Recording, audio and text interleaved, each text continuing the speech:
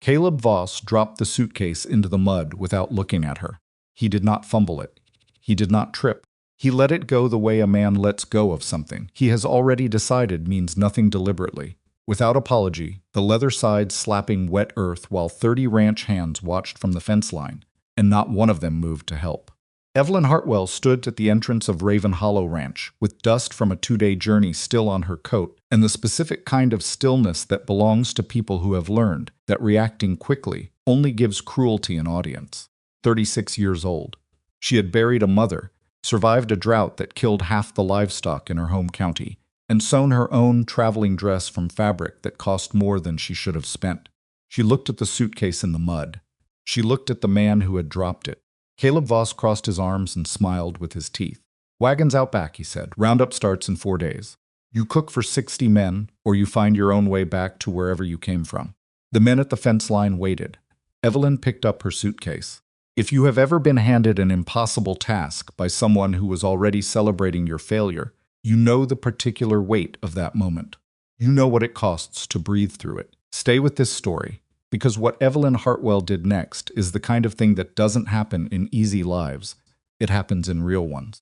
Subscribe to our channel so you never miss a story like this, and drop a comment below with the city or country where you're watching. I want to see how far this story travels. The wagon was not abandoned so much as it had been given up on by degrees. Evelyn found it behind the main barn, parked at an angle that suggested the last person to use it had simply walked away mid-thought and never returned. One wheel had sunk into soft ground and dried that way, tilted like a drunk leaning on a wall. Canvas cover was partially torn, the iron stove inside crusted with old grease that had gone gray and stiff, and the supply boxes had been used to store fence wire at some point. The wire still tangled around the handles of pots she was apparently expected to cook with. She stood in front of it for a long time. She was not a woman who cried easily, and she did not cry then, but she pressed her lips together in a way that anyone watching might have recognized, the expression of a person recalibrating, counting what they actually have, instead of what they thought they would have. What she had was this: 4 days, a broken wagon, 60 hungry cowboys, and the knowledge that Caleb Voss was almost certainly somewhere nearby, hoping she would simply sit down in the dirt and admit defeat. She set her suitcase against the wheel and started untangling the wire. It took her the better part of an hour just to get the pots free. The wire had been wrapped carelessly, the kind of carelessly that suggests someone resented the task of stowing it and wanted whoever came next to feel that resentment. Her hands were marked up by the time she finished small cuts across her palms and the base of her fingers. Nothing's serious, but the kind of thing that stings persistently and reminds you of itself every time you grip something. She did not stop. The stove was the bigger problem. The grease had hardened into something close to a coating, rather than a residue. She scraped at it with a flat piece of iron she found in one of the supply boxes, working in steady strokes, and it came away in flakes and chunks that smelled of old meat and scorched fat. She had a small amount of lye soap in her suitcase. She had packed practical things, because she was a practical woman, and she used a portion of it on the stove's cooking surface, working it in with a stiff brush until the iron beneath began to look like iron again. The ranch hand who found her there an hour later looked genuinely startled. He was a young man, 19 or 20, with the particular sunburned neck of someone who had been working outside since childhood. He had come to check on the wagon. Evelyn suspected he had been sent to confirm she was still there, which meant Caleb Voss was already curious, and he stopped several feet away and stared at the stove, which was by then considerably cleaner than it had any right to be. "You're still here," he said. "I am," Evelyn said without stopping work. He watched her for a moment. "Mr. Voss said the wheel's cracked. Said you'd need a whole new wagon." "The wheel isn't cracked," Evelyn said. "It's warped from sitting wet. I'll need to dry it properly and reset it. Do you have a jack?" The young man blinked. Yeah. Back of the tool shed. Would you mind?" He went and got it. She was not entirely sure he meant to. He had the look of someone who had not quite decided to help, but had been asked so directly that refusal would have required an active choice, and it was easier to simply go get the jack. His name, she learned while he helped her position it under the axle, was Thomas. He had been at Raven Hollow for 2 years. He said almost nothing beyond that, but he stayed and helped her level the wagon, and when she thanked him, he looked at the ground and nodded quickly and walked away. It was the first honest thing that had happened to her since she arrived. She had not known what to expect when she answered the advertisement. That was the truth she carried with her, the one she had not admitted to anyone back in Missouri, where her sister's husband had watched her pack with the careful expressions of people who are worried, but have already said their piece and know it did no good.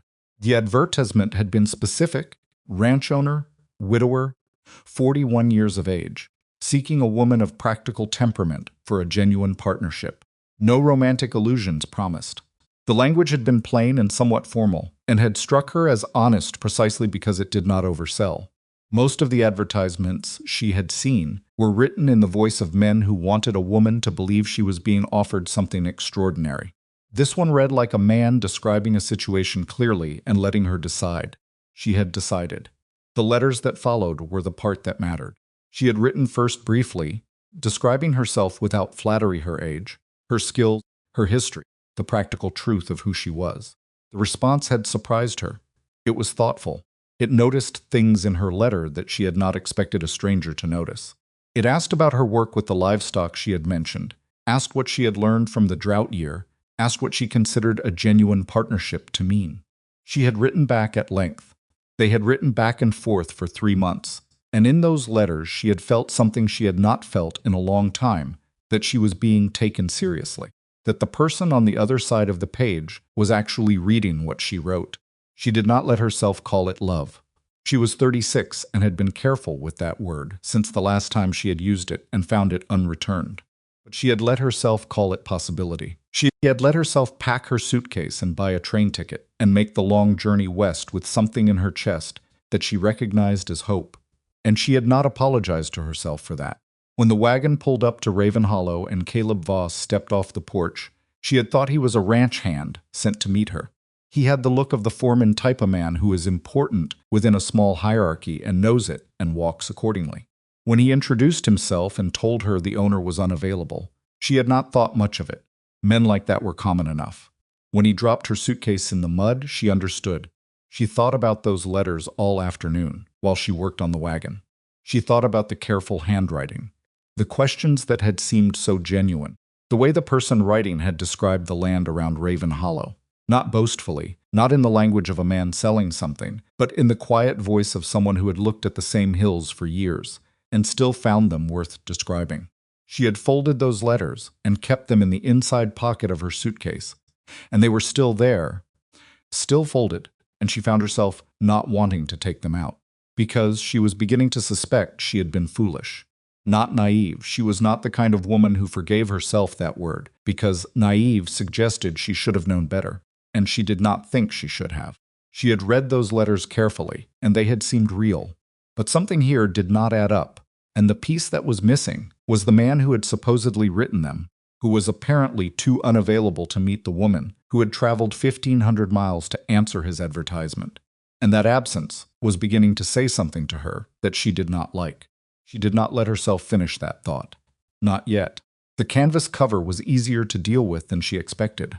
Torn in one place along the upper seam, but the tear was a straight one, the kind that happens when canvas pulls against a fixed point rather than when it rots through, and she had a small sewing kit in her suitcase.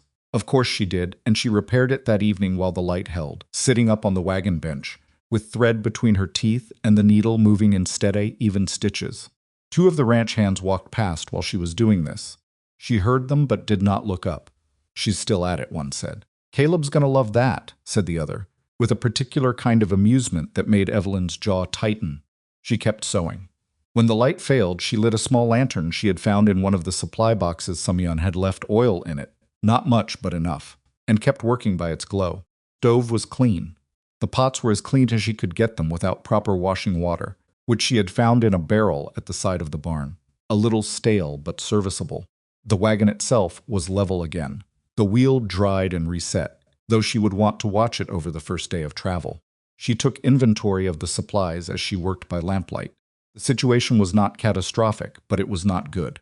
There was flour enough, if she was careful, dried beans, a quantity of salt that had partially clumped but would still work, coffee, a side of salt pork that had seen better days but was not yet suspect, some dried corn, and a collection of small condiment tins, whose contents she could not entirely identify in the low light. There was not enough of anything to feed 60 men impressively for the duration of a roundup. There was enough to feed 60 men adequately, if she was careful and creative, and if she found ways to supplement. She was already thinking about how to supplement. Among her own belongings, she had packed carefully for a long journey and the uncertainty of a new place. She had dried herbs from her kitchen garden back in Missouri, knowing that frontier cooking tended toward the monotonous, and that a few additions could transform a simple meal into something people remembered. She had a small tin of good quality coffee that she had bought as a personal indulgence, and she had the jar. The jar was ceramic, heavy, sealed with a waxed cloth and a rubber band. It had traveled in the center of her suitcase, wrapped in a wool stocking, because it was the thing she was most afraid of breaking. It contained sourdough starter that had been in her mother's family for longer than anyone could say with confidence. The jar had changed a dozen times over the generations, but the culture inside it was continuous, fed and maintained through droughts and moves and deaths and the ordinary accumulation of hard years. Her mother had given it to her the year she turned 20, with a look that suggested the gift meant more than bread. She held the jar for a moment in the lamplight. Then she wrapped it back in the stocking and placed it in the supply box, where it would ride safely. She did not sleep in the wagon that night. She had not been offered a room in the bunkhouse. That would have been irregular, and she had not expected it. But one of the ranch wives who lived in a small house near the main barn had appeared at dusk, with a look that combined curiosity and something like sympathy, and had offered without explanation the use of a small storeroom that was mostly empty except for some folded burlap and a cot frame with no mattress. Evelyn had thanked her and used it. The woman's name was Clara Holt. Her husband ran the hay operation for the ranch and had worked there for 6 years. She was somewhere around 50, with a weathered face and eyes that moved quickly and noticed things. She did not ask questions. She did bring, the next morning, a small pot of coffee and a piece of cornbread on a tin plate, and she set it on the cot frame without a word. "Thank you," Evelyn said. Clara looked at the wagon through the open storeroom door. "That thing hasn't been used in 2 years," she said. "Last cook Caleb hired walked off after a week. What happened to him?" "He was a him," Clara said, as if that explained it. Paused. "What happened was Caleb kept changing the supply orders, leaving things out, making it harder than it needed to be. Same as he's doing now." She looked at Evelyn. "You know what he wants." "For me to leave," Evelyn said. "For you to leave before Nathaniel gets back." Clara picked up the empty coffee pot. "Nathaniel's been up at the North Range since before you arrived. Caleb knew the schedule. He knew you'd get here and find him instead of Nathaniel." She stopped in the doorway. "That's all I'll say about it." She left. Evelyn sat with the cornbread and thought about the name Nathaniel. Nathaniel Brooks. She had known his name from the advertisement, from the letters. She turned it over now with a different feeling than she'd had before. Not the warm familiarity of months of correspondence, but a cooler assessment. A man who was away when she arrived. A man whose foreman apparently felt empowered to drop her luggage in the mud and assign her an impossible task. A man whose name Clara Holt spoke in a way that suggested she was choosing her words carefully. There were things here Evelyn did not yet understand. She finished the cornbread and went back to work. The next 2 days were the most physically demanding of her recent life, which was saying something because her life had not been gentle. She rose before dawn and worked until the light failed. She organized the supply situation down to specific quantities and planned meals with the precision of a woman who had fed large numbers of people before and knew that the difference between adequate and memorable was often a matter of sequencing and timing rather than ingredients. She repaired 2 of the 3 cooking pots that had bent handles. She found, in the back of the supply shed, a quantity of dried apples that no one had apparently thought to include in her inventory, and she requisitioned them quietly, filling a sack and placing it in the wagon without asking anyone. It occurred to her while she was doing this that she was stealing. She dismissed the thought. The apples belonged to the ranch. She was contracted loosely, irregularly, and under circumstances she was still untangling to feed the ranch's workers. The apples were a ranch resource. The logic held. Thomas appeared again on the second morning.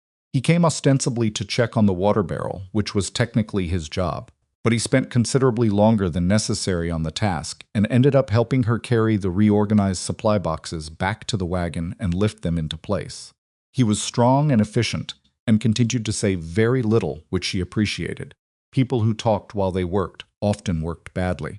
When they were done, he stood and looked at the wagon, which by then looked significantly more like a functioning piece of equipment than an abandoned one.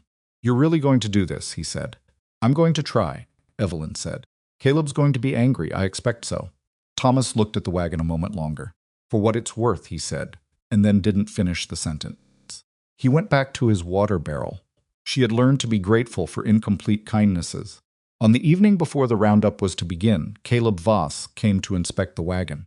He came at the end of the day when she was tired and the light was going thin, and he brought 2 of the older ranch hands with him, men who had the specific demeanor of people whose job is to agree with whoever is paying them. He walked around the wagon slowly, hands behind his back, with the expression of a man looking for something wrong and mildly irritated not to be finding it. He checked the wheel. He checked the stove. He looked in the supply boxes. He picked up one of the repaired pots and turned it in his hands. These were bent, he said. They were, Evelyn agreed. How'd you fix them? Carefully. He set the pot down with a small click of metal on wood. You're missing a kettle. I know. I found 2 serviceable ones and repaired them. If you'd like me to source a third before tomorrow, I'll need to know where to look. He looked at her steadily. His face was not an unkind face in the technical sense. There was nothing grotesque about it, but there was something in his eyes when he looked at her that she had identified on the first day and not revised since.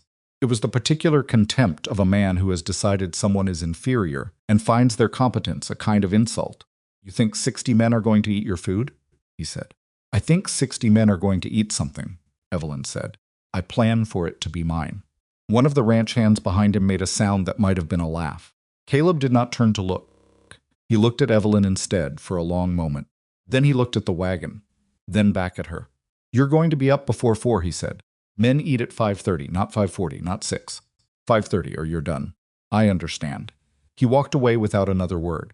The 2 ranch hands followed him, and one of them glanced back at her with an expression she read as something between pity and reluctant curiosity.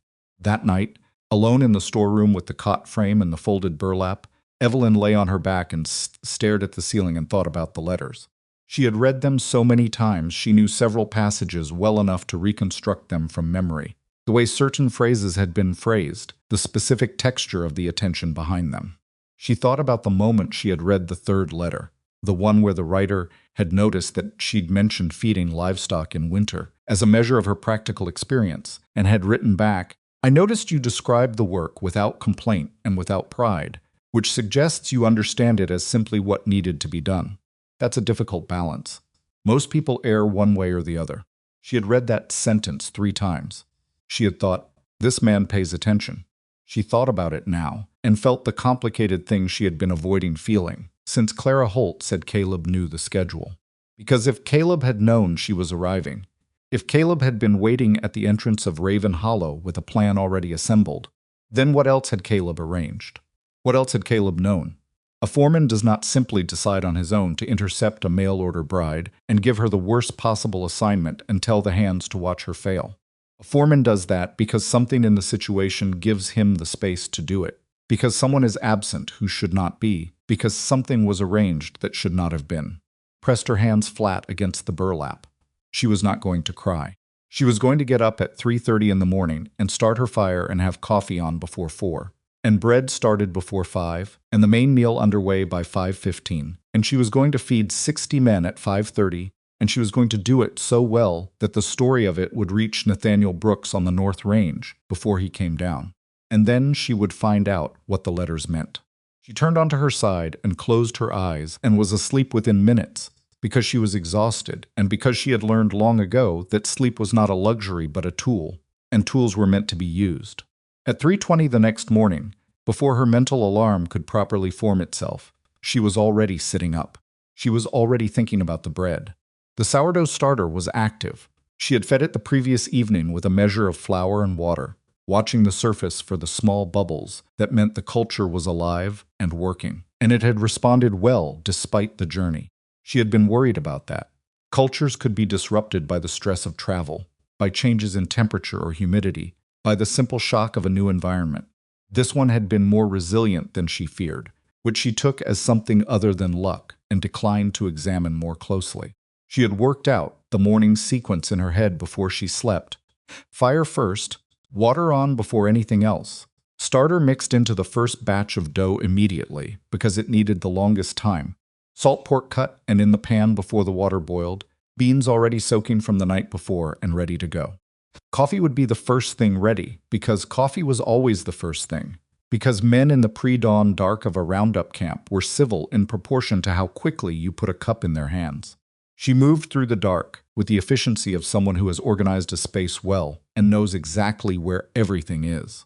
The fire caught on the second try. She had the coffee on before 4 o'clock, and the bread dough mixed and set to rise in the warmest spot she could find in the wagon, and the salt pork in the pan and the beans on, and the dried apples soaking in a small pot with a measure of spice she had brought from Missouri before the first gray light of dawn showed itself on the eastern edge of the ranch land. First ranch hand appeared at 5, which was 30 minutes early. He was an older man, 60s probably, with the bowed legs of someone who had spent most of his life on horseback, and he came toward the wagon with his hands in his pockets and his hat pulled down against the morning chill. He stopped when he smelled the coffee. He stopped and stood very still for a moment.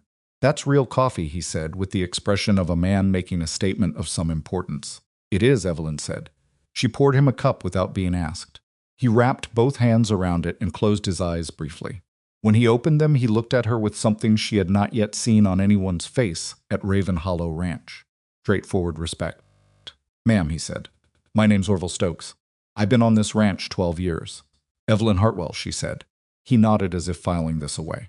Then he stood quietly by the fire with his coffee and watched her work, and when the others began to drift in at 5:15 he was still there, still standing, still watching, and he did not say anything to them, but his presence, a 12-year man standing companionably by the wagon of the new cook, said something anyway. At 5:25, Evelyn pulled the first batch of sourdough bread from the small oven. The smell hit the camp like weather. She had learned this in her mother's kitchen, in a house in Missouri, where winters were hard and warmth was not guaranteed, and the smell of bread coming out of the oven had the specific quality of something that goes deeper than hunger. It reaches something older, something that is less about food and more about the memory of being somewhere safe. 58 men stopped what they were doing. Not all at once. It happened in the particular way things happen in a crowd, where one person stills, and then another notices the first and stills too, and the stillness moves outward like rings in water. Evelyn did not see most of this because she was focused on the bread, on getting it out without burning herself, on the precise question of whether the crust had set properly and whether it would hold when she cut it. But she heard the change in the noise level of the camp. She set the loaves on the cutting board and began to slice. The first man to take a piece was Orville Stokes, which felt right. He accepted it without ceremony and bit into it and chewed with the careful attention of someone tasting something they planned to have an opinion about. Then he looked at Evelyn. "Miss Hartwell," he said, "I believe this might be the best bread I've had west of the Mississippi." Several men nearby reached for pieces. Caleb Voss arrived at the wagon at 5:37. He came from the direction of the main barn, and he was walking with the confident stride of someone expecting to find a problem. And he slowed when he saw the crowd around the wagon, and he slowed further when he saw the expressions on the men's faces. And by the time he reached the edge of the group, he had stopped entirely. He stood there and looked at 60 men eating bread. He looked at Evelyn, who was slicing more loaves and managing the salt pork and the beans, and keeping an eye on the second batch of bread and pouring coffee for the men who held out cups, all at once, with the focused economy of motion that comes from years of doing several things simultaneously because no one else was going to do them. He looked at Orville Stokes, who met his eyes with an expression of perfect neutrality. Caleb said nothing. He turned and walked back toward the main barn. Evelyn watched him go out of the corner of her eye and felt something clarify in her chest. It was not triumph. She was too tired and too cautious for triumph. It was more like the feeling of a wheel finally settling into the ground properly after a long, rough stretch of road. He turned back to the stove. There were still 58 men to feed, and the beans needed attention. And the second batch of bread would be ready in 12 minutes, and she had a full day ahead of her before the roundup proper began tomorrow. Picked up the ladle. She had not won anything yet. She knew that. The road between this morning and whatever resolution waited at the end of it was long and would not be smooth, and Caleb Voss was not the kind of man who accepted a setback quietly. She had known men like him before, men who mistook stubbornness for principle and cruelty for discipline, and she knew they did not give up a position easily. But she also knew this: the bread was good. The coffee was good. 60 men were eating, and some of them were smiling, and one of them had just asked her, with real curiosity, what she had put in the bread to make it taste like that. Time, she said. Mostly it's time. She meant the starter, the slow rise, the culture that had survived longer than she had been alive. But she thought, as she said it, that she might have meant something else as well. She refilled his cup. Outside the wagon, the Texas morning was coming up fast, the sky going from gray to the first wash of pale gold, and somewhere on the North Range a man named Nathaniel Brooks was working cattle, and did not yet know that the woman he had written letters to, or had not written letters to, or had written some of and not others, or had arranged to arrive and then arranged not to meet, standing at a chuck wagon and feeding 60 ranch hands bread that tasted like patience and refusal, and the particular stubbornness of things that survive because someone refused to let them die.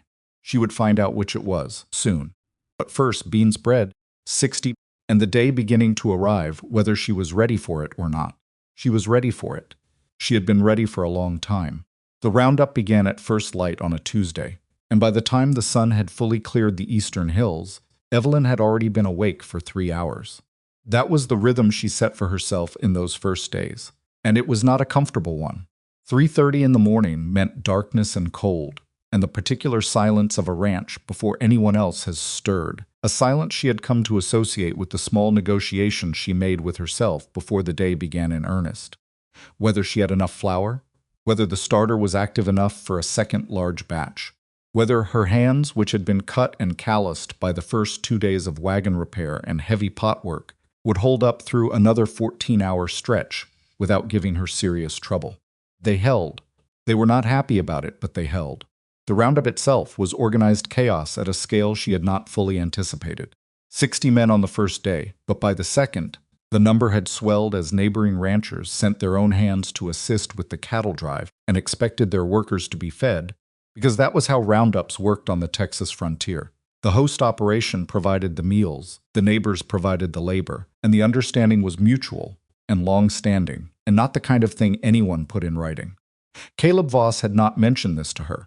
She discovered it when Thomas appeared at the wagon on the second morning and told her, with the expression of someone delivering bad news they had been avoiding, that she should probably expect closer to 80 men by midday.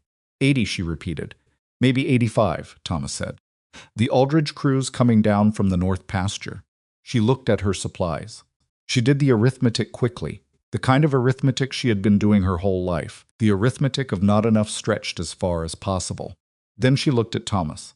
I need more flour, she said, and whatever dried goods are in the main house storage. There's a second pantry behind the kitchen Clara showed me yesterday. Can you get me access to it? Thomas shifted his weight. That'd be asking Caleb. Then ask Caleb. He looked at her with something between sympathy and surprise. He's not going to like it. He's not going to like feeding 80 men with supplies for 60 either, Evelyn said. But one of those problems is solvable. Thomas went to find Caleb. What happened next was not a confrontation in the dramatic sense. Caleb did not come to the wagon himself.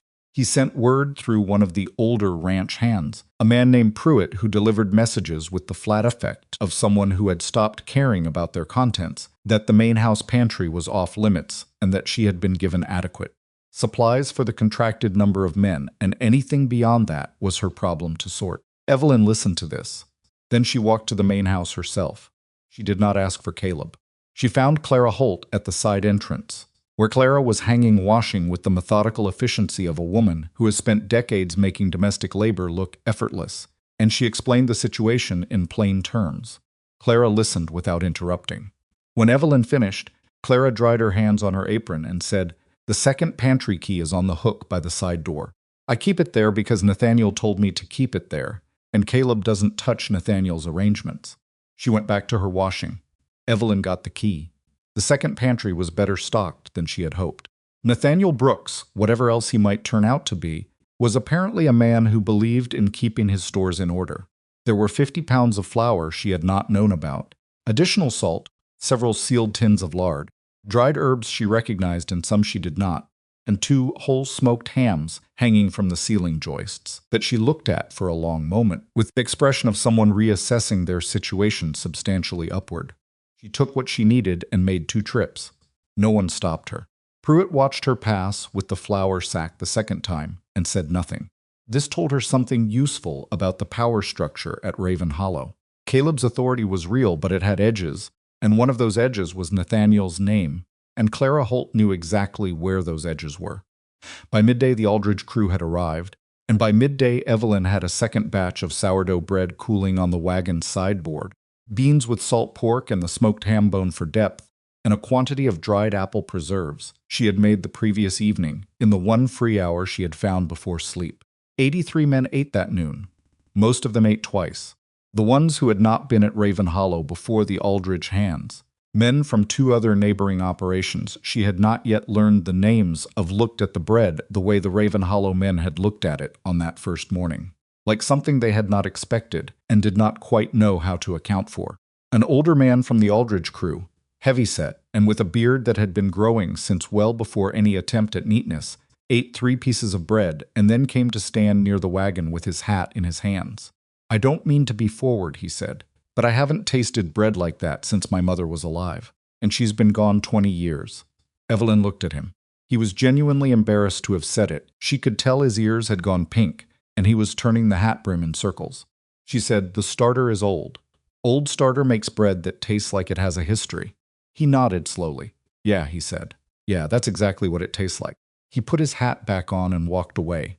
She watched him go and felt the complicated things she sometimes felt when food did what food could do at its best, when it reached past hunger into something harder to name and harder to dismiss.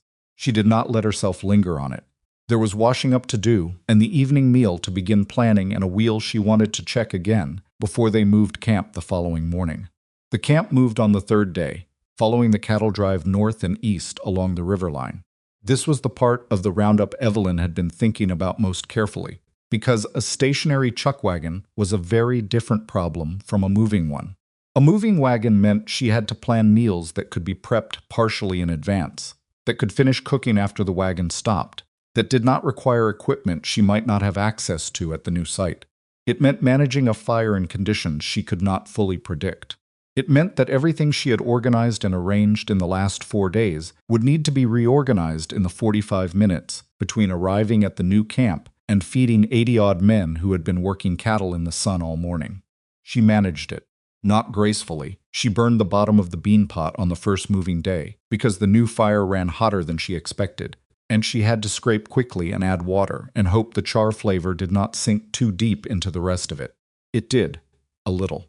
She could taste it when she served it, and she suspected some of the men could too, and she felt the particular tight embarrassment of a professional whose work has gone slightly wrong in public.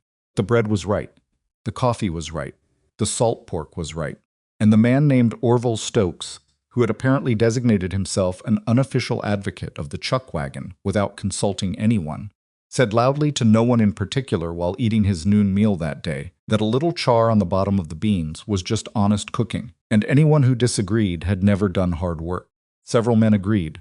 Evelyn appreciated it. She did not say so. Caleb Voss watched from a distance on the moving days. He had stopped coming close to the wagon after the second morning, which she had noticed and was still thinking about. A man like Caleb, and she had encountered the type before, in different forms, in different contexts, did not retreat without a reason. He did not accept a setback as a setback, he reassessed. He looked for a different approach. The distance was not defeat, it was planning, and she would have been foolish to mistake it for anything else. Thomas confirmed this in the oblique way he had of confirming things, which was to not quite say something directly, but to say something adjacent to it in a way that made the actual meaning clear. "Caleb's been talking to the Reston brothers," Thomas said one evening, helping her stow the cleaned pots after supper. The Reston brothers ran the largest operation in the region. She had heard the name mentioned several times in camp, usually in the context of who controlled what and which ranchers owed what to whom. The informal economy of obligation and reputation that seemed to govern frontier life as much as any actual law. "What about?" Evelyn said. Thomas looked at a pot he was not actually examining. "About the end of roundup dinner. It's traditional. Biggest ranchers in the county come together, share a meal, talk business for the next season." He paused. "Caleb's been talking about bringing in a cook from Hargrove, city cook, proper setup, to replace me at the dinner. To make you unnecessary at the dinner," Thomas said, with the careful precision of someone who understands the distinction matters. "That dinner's where reputations get made. Ranchers from 6 counties sit down together. A good meal at that table is worth more than a week of roundup work. Evelyn stacked the last pot. How long until the dinner? She asked. 12 days. She nodded. She did not say anything else about it, and Thomas did not push. He helped her finish the stowing and wished her good night with the awkward sincerity she had come to expect from him, and walked back toward the bunkhouse in the direction that required him to pass nowhere near where Caleb Voss usually sat in the evenings. She thought about the dinner while she checked the wheel. 12 days. 12 days in which she needed to do what she was already doing, feed the camp well, and consistently, while also preparing for an event at which Caleb planned to make her irrelevant.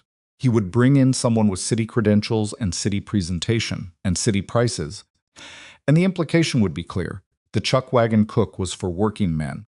The important dinner required something better, something she could not provide. She crouched by the wheel and ran her fingers along the joint where it met the axle. The wood was holding. A little stress visible in the grain, but holding. She thought about the letters again. She had been thinking about them less as the days went on.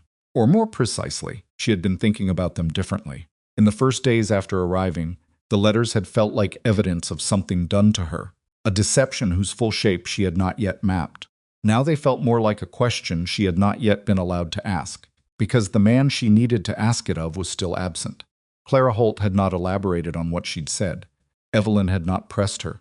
There was a careful quality to Clara's silences that suggested she knew more than she was saying and had reasons for not saying it that were not about loyalty to Caleb. On the 5th day of the roundup, near the river crossing, Evelyn made a decision about the dinner. She did not announce it to anyone. She simply began working on it in the hour, before she slept each evening, when the camp was quiet and the fire had settled and she had the wagon to herself. She thought about what she had available. She thought about what she could source between now and then. She thought about what the dinner was actually for. Not the eating, but the meaning of the eating. The thing that food does when it sits at the center of a gathering of powerful people who have come to assess one another. She had sat at enough important tables in her life to understand this. Not grand tables, she was not a woman with that kind of history, but the tables that mattered in smaller contexts. Church supper where the minister was being evaluated by the congregation. The harvest dinner where the new foreman's wife was cooking for the first time, and everyone at the table knew it. Food at those moments was never just food. It was an argument. It was a position. She intended to make an argument. On the 6th day, something happened that changed the temperature of the camp. It started as a small thing, the way significant things often do. One of the Aldridge hands a young man called Weston, who had been working cattle since before he had the sense to know it was hard got. His hand badly caught in a rope during a difficult cut of cattle and dislocated 2 fingers. He was not in danger, but he was in serious pain, and pain in the open on a work site travels through a crowd the way weather does, changing the mood before anyone has consciously registered the cause.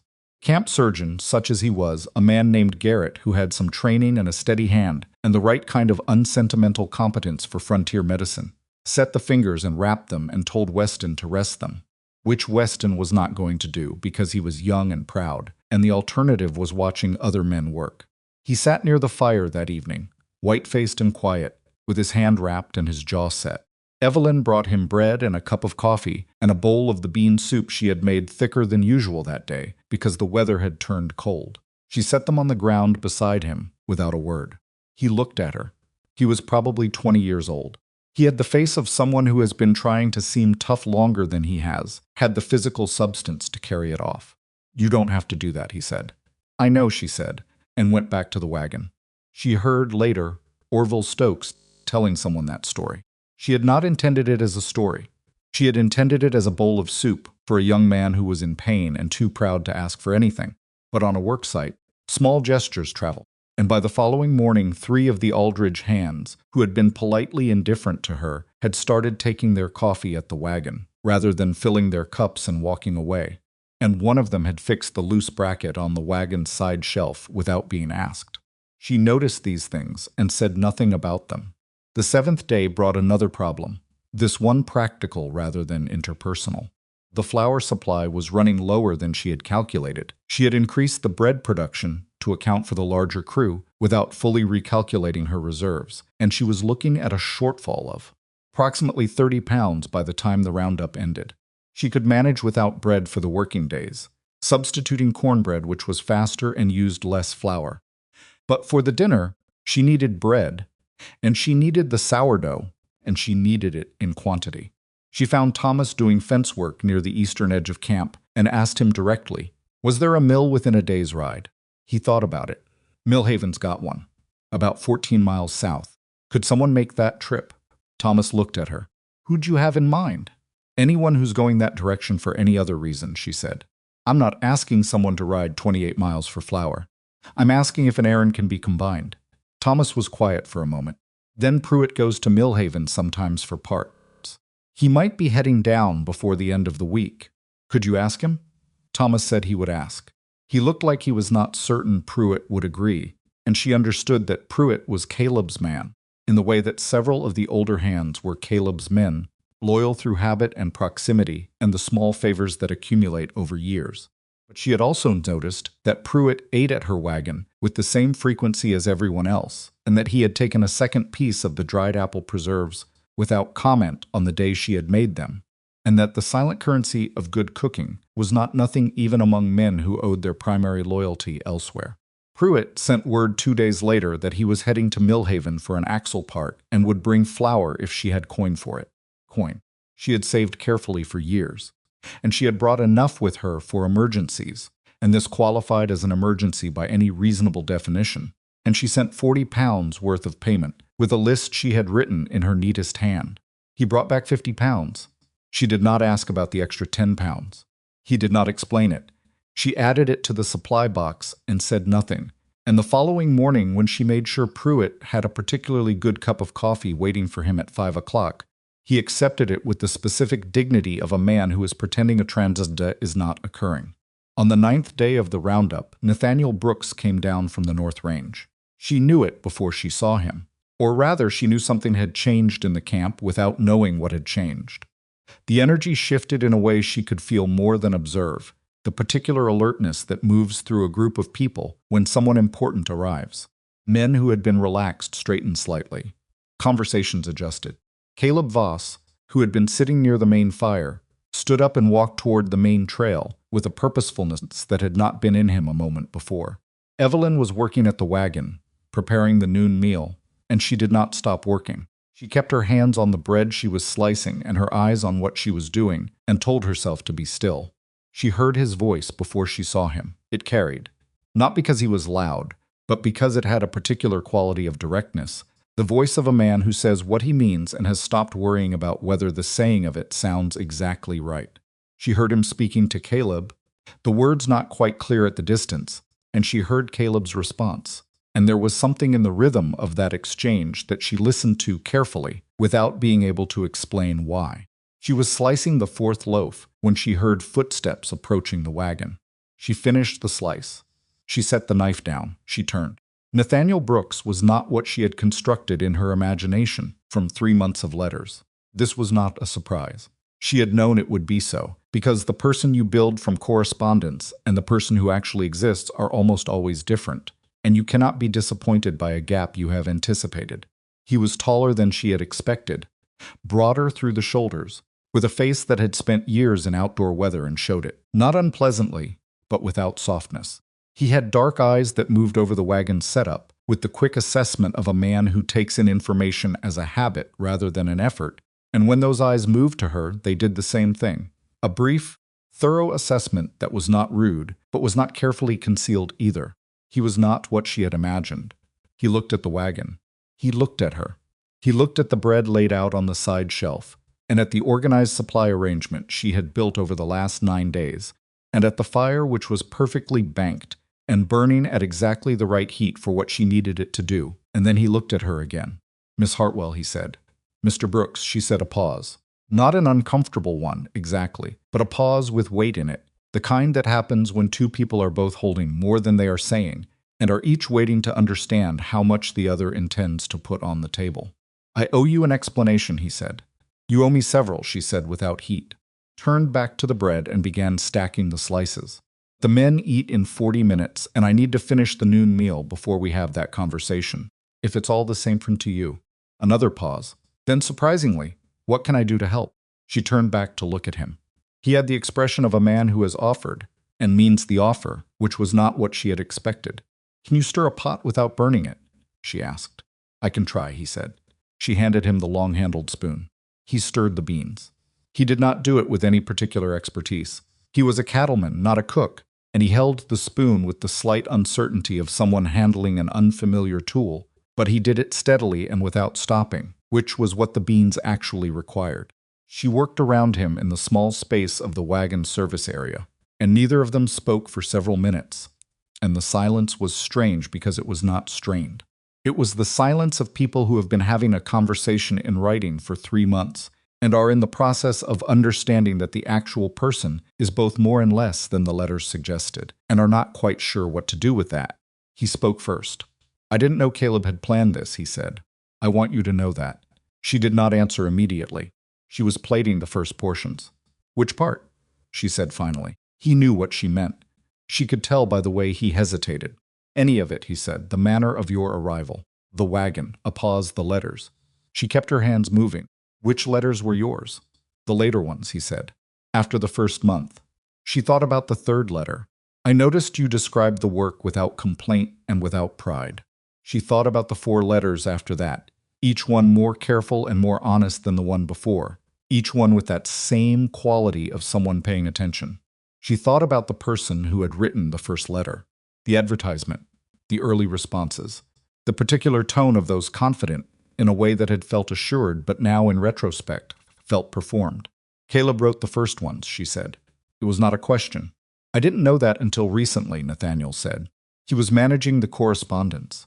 I was in the North Range for weeks at a stretch, and he told me he'd found a suitable match and that the arrangement was proceeding. I started reading the letters when I came back in the spring. I started writing when he stopped." "When?" she said. "When I read yours," he said. "I read what you'd written, and I thought he stopped again," and she noticed that he was not a man who stopped often. He was a man who chose his words carefully, but then committed to them, and the stops were because he was choosing, not because he was avoiding. "I thought the situation had gotten away from us, that you deserved to correspond with the actual person." Quiet for a moment. "Did you know I was coming?" she said. "I knew someone was coming," he said. "I didn't know about the wagon. I didn't know about what Caleb had set up." His voice was level, but there was something underneath it. "I found out this morning when I came back down." "From whom?" "Orville Stokes," he said, "before I'd been back an hour." She almost smiled at that. She did not. "And Clara Holt after that," he added, who had quite a bit more to say. She began ladling the beans. "What will you do about Caleb?" she said. A pause. "That depends on several things, including whether I stay," she said. "That's one of the things," he said. She handed him the ladle. "Keep stirring," she said. "We're not done yet." He took the ladle back without argument. The noon meal was ready at 11:55. The men came, as they had come every day, with the particular appetite of people who have been working physically since before dawn, and have been thinking about food since about 9 in the morning, and they ate with the focused intensity that Evelyn had stopped finding startling and had started finding satisfying, the way a craftsperson finds satisfaction in watching their work used correctly. Nathaniel Brooks ate with the men. He ate what they ate, sitting on the same ground, with no ceremony or separation, and she noticed how the camp responded to this, how it settled, how the slight tension that had moved in with him began to ease. He was, she thought, a man who understood the symbolic value of the ordinary gesture. That did not mean she had resolved anything. After the meal, while she was cleaning, Thomas appeared at the wagon. He looked at the direction Nathaniel had gone back toward the main trail, where 2 of the older hands had stopped him to talk, and then at Evelyn. "You met him," Thomas said. "I did." She scrubbed the pot. He stirred the beans. Thomas appeared to find this a significant piece of information, though he could not have said exactly why. He was quiet for a moment. "Caleb doesn't know he's back yet. Properly, I mean. They spoke when he arrived, but Caleb doesn't know what was said." "Between me and Mr. Brooks?" "Between Mr. Brooks and Orville Stokes," Thomas said. Evelyn looked at him. "What was said between Mr. Brooks and Orville Stokes?" Thomas looked at the horizon with great interest. "From what I heard, Orville gave him a pretty complete account of the last 9 days. What Caleb set up, what you did with it." A pause. "How the men feel about the wagon now." She let that sit for a moment. "How do the men feel about the wagon now?" she said.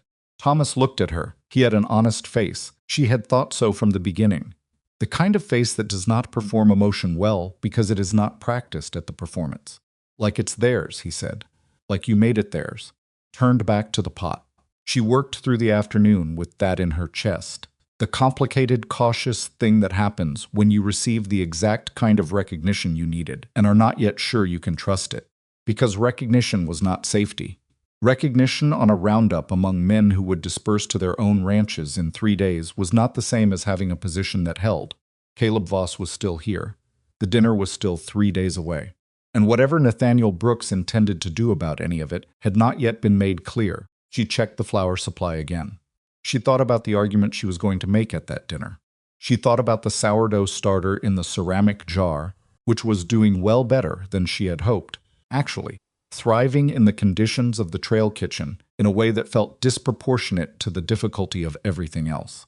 She had been feeding it twice a day, carefully, maintaining the ratio, and it had rewarded her with the kind of activity that bakers call enthusiastic and non-bakers simply experience as bread that tastes like it was made by someone who meant it. Plan 3 dishes for the dinner. No more than 3, because restraint was its own kind of confidence, and she had learned that the people who bring 12 dishes to a table are usually trying to compensate for something, while the people who bring 3 perfect ones are making a different kind of statement.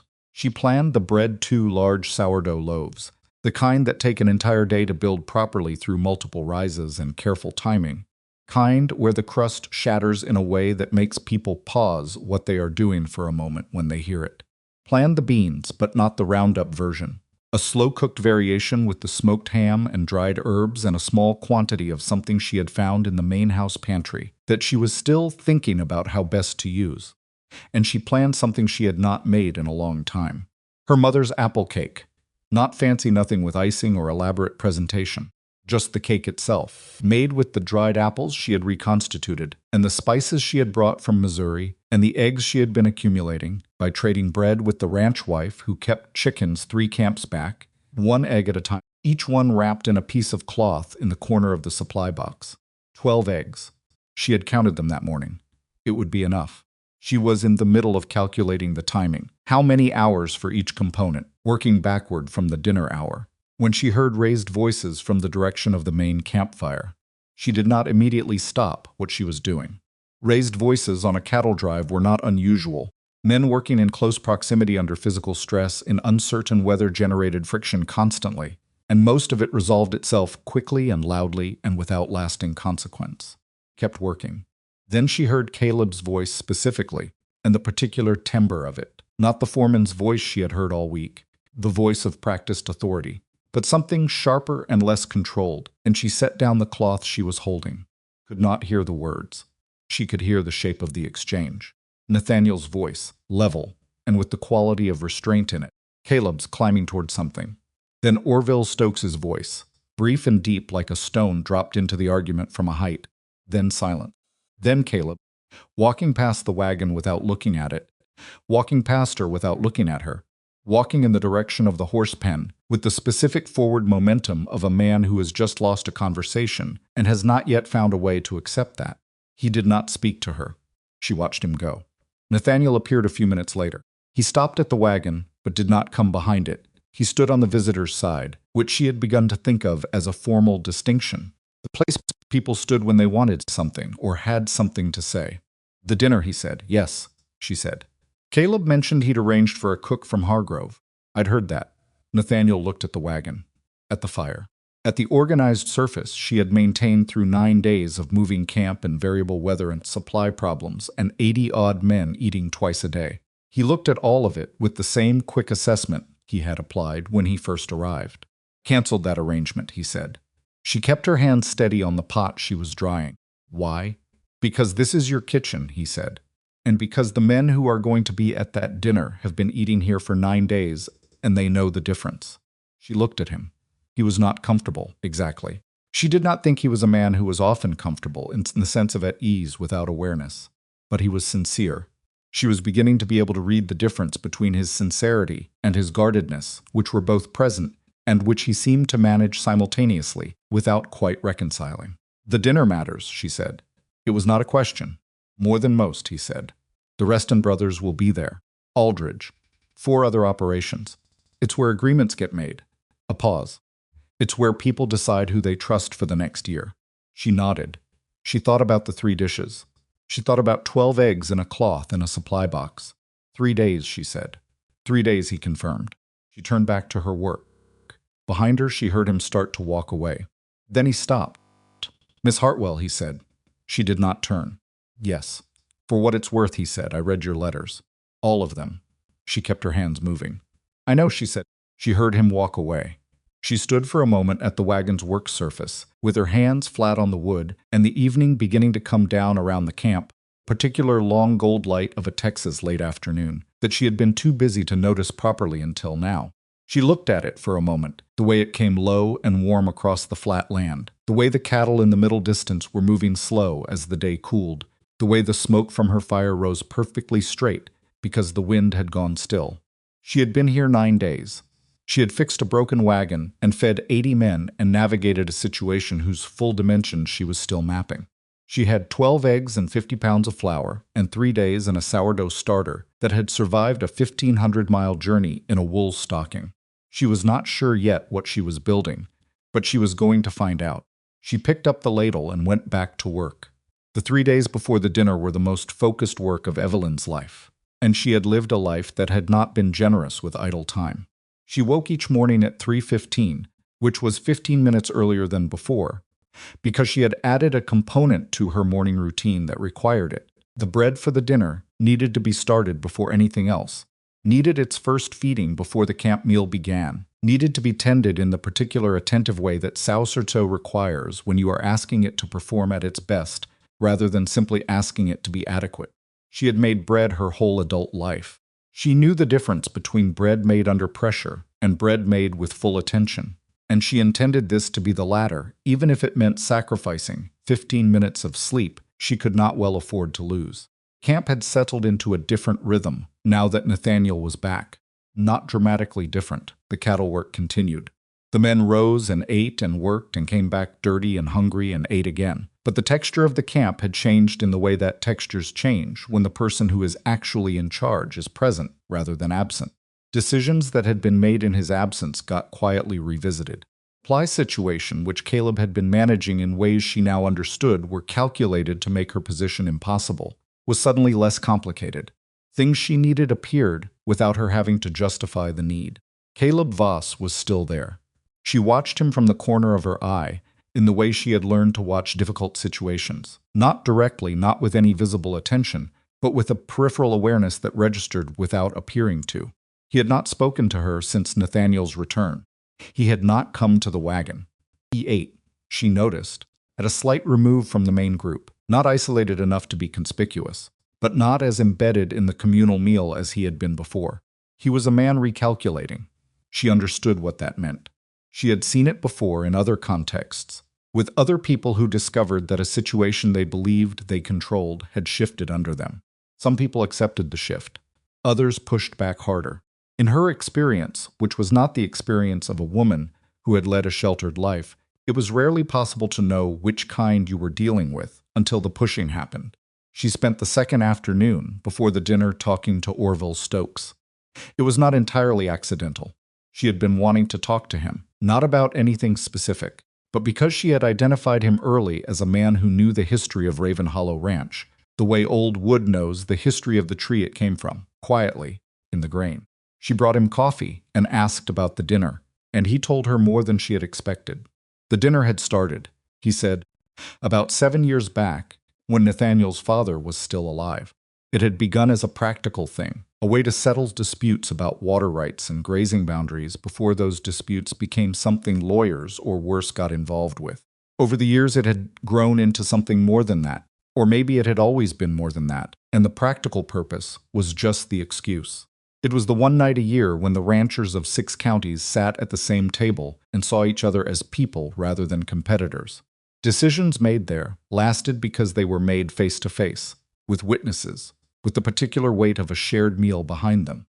The Reston brothers are the ones to watch, Orville said, turning his coffee cup in his hands. Harlan and Cole. They've been trying to buy out operations north of the river for 3 seasons. The Aldridge parcel's the one they want most. Old Aldridge won't sell. But he's getting old, and his son doesn't have the same attachment to the land. What does the dinner have to do with that? Evelyn asked. Orville looked at her with the particular patience of someone explaining something to a person they have judged smart enough to get it quickly. Everything that happens at that dinner has to do with everything that happens the following year. Not a negotiating table in the formal sense, but he paused. A man who is respected at that table is a man whose position is harder to pressure afterward, and a man who looks weak, or who can't hold his own in front of the others, becomes a target, Evelyn said. Or agrees to things he shouldn't, Orville said. She thought about this. Where does Nathaniel stand with the Restons? Orville was quiet for a moment. He was, she had noticed, a man who used his silences carefully, not for drama, but because he was actually thinking, rather than simply pausing. He's held his position, Orville said finally.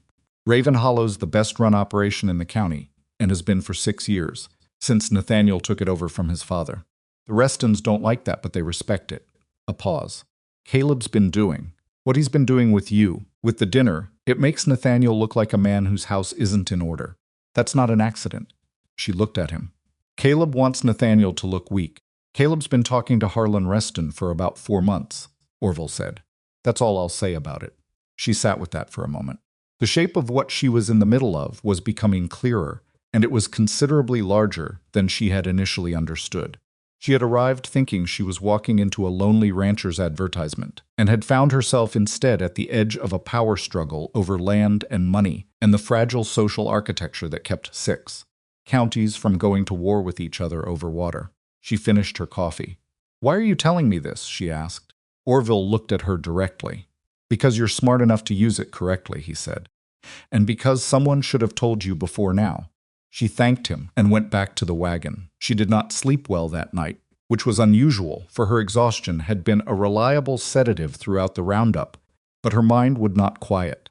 She lay on the cot frame in the storeroom and thought about Caleb Voss talking to Harlan Reston for 4 months, and about what that meant for the dinner, and about the 3 dishes she had planned. She thought about whether 3 dishes were enough. She decided they were. Not because she was confident exactly, but because adding more would be the wrong instinct, would be the instinct of a woman trying to prove something by volume when the proof was already in the quality. She stayed with 3. She made herself stay with 3. The morning of the dinner arrived gray and cool, which was not ideal for baking, but manageable. She had set the bread dough overnight a longer, slower rise than she normally used, possible because she had finally gotten access to a proper indoor kitchen through Clara's intervention. The main house kitchen, empty and available, because the dinner itself was to be held in the large barn that had been cleared and set up with long tables, and Clara had done the clearing. She started the fire in the main house kitchen at 3 o'clock in the morning. By 5:30 she had the bread through its second rise, and the cake components organized, and the bean preparation underway in the large kitchen pot that she had carried from the wagon herself, because she did not trust an unfamiliar pot for this particular dish. Kitchen was warm and smelled of the sourdough's particular yeast tang, which was the smell she associated most directly with her mother's house in the years when she was small and safe and did not yet know what hard looked like. She did not dwell on that. Clara appeared at 7 with eggs she had collected herself that morning and set them on the kitchen table without a word. I have enough eggs, Evelyn said. Take these too, Clara said. In case. Evelyn took them. She was not going to argue with an egg. The dinner was at 6 o'clock in the evening.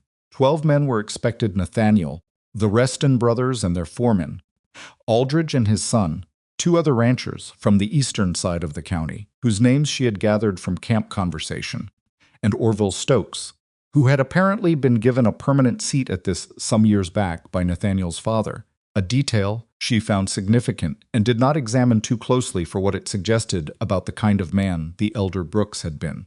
Caleb Voss was also expected. He was still the foreman of Raven Hollow Ranch, whatever private tension existed between him and Nathaniel, and his exclusion from the dinner would have been a statement neither man had yet made publicly. By noon, Evelyn had both loaves through their final rise and into the oven. Kitchen filled with the smell of the bread baking, and she opened the window to let some of it out, because she did not want to become accustomed to it herself. She wanted to smell it fresh when she pulled the loaves, wanted to be able to judge it accurately. Thomas appeared at the kitchen window around 12:30, ostensibly to tell her that the barn setup was going well. that the tables were arranged and the lamp oil was fresh, but actually, she understood to check on her. He was worried about the dinner in the way young men worry about things they cannot control visibly, without being able to say exactly what they are worried about.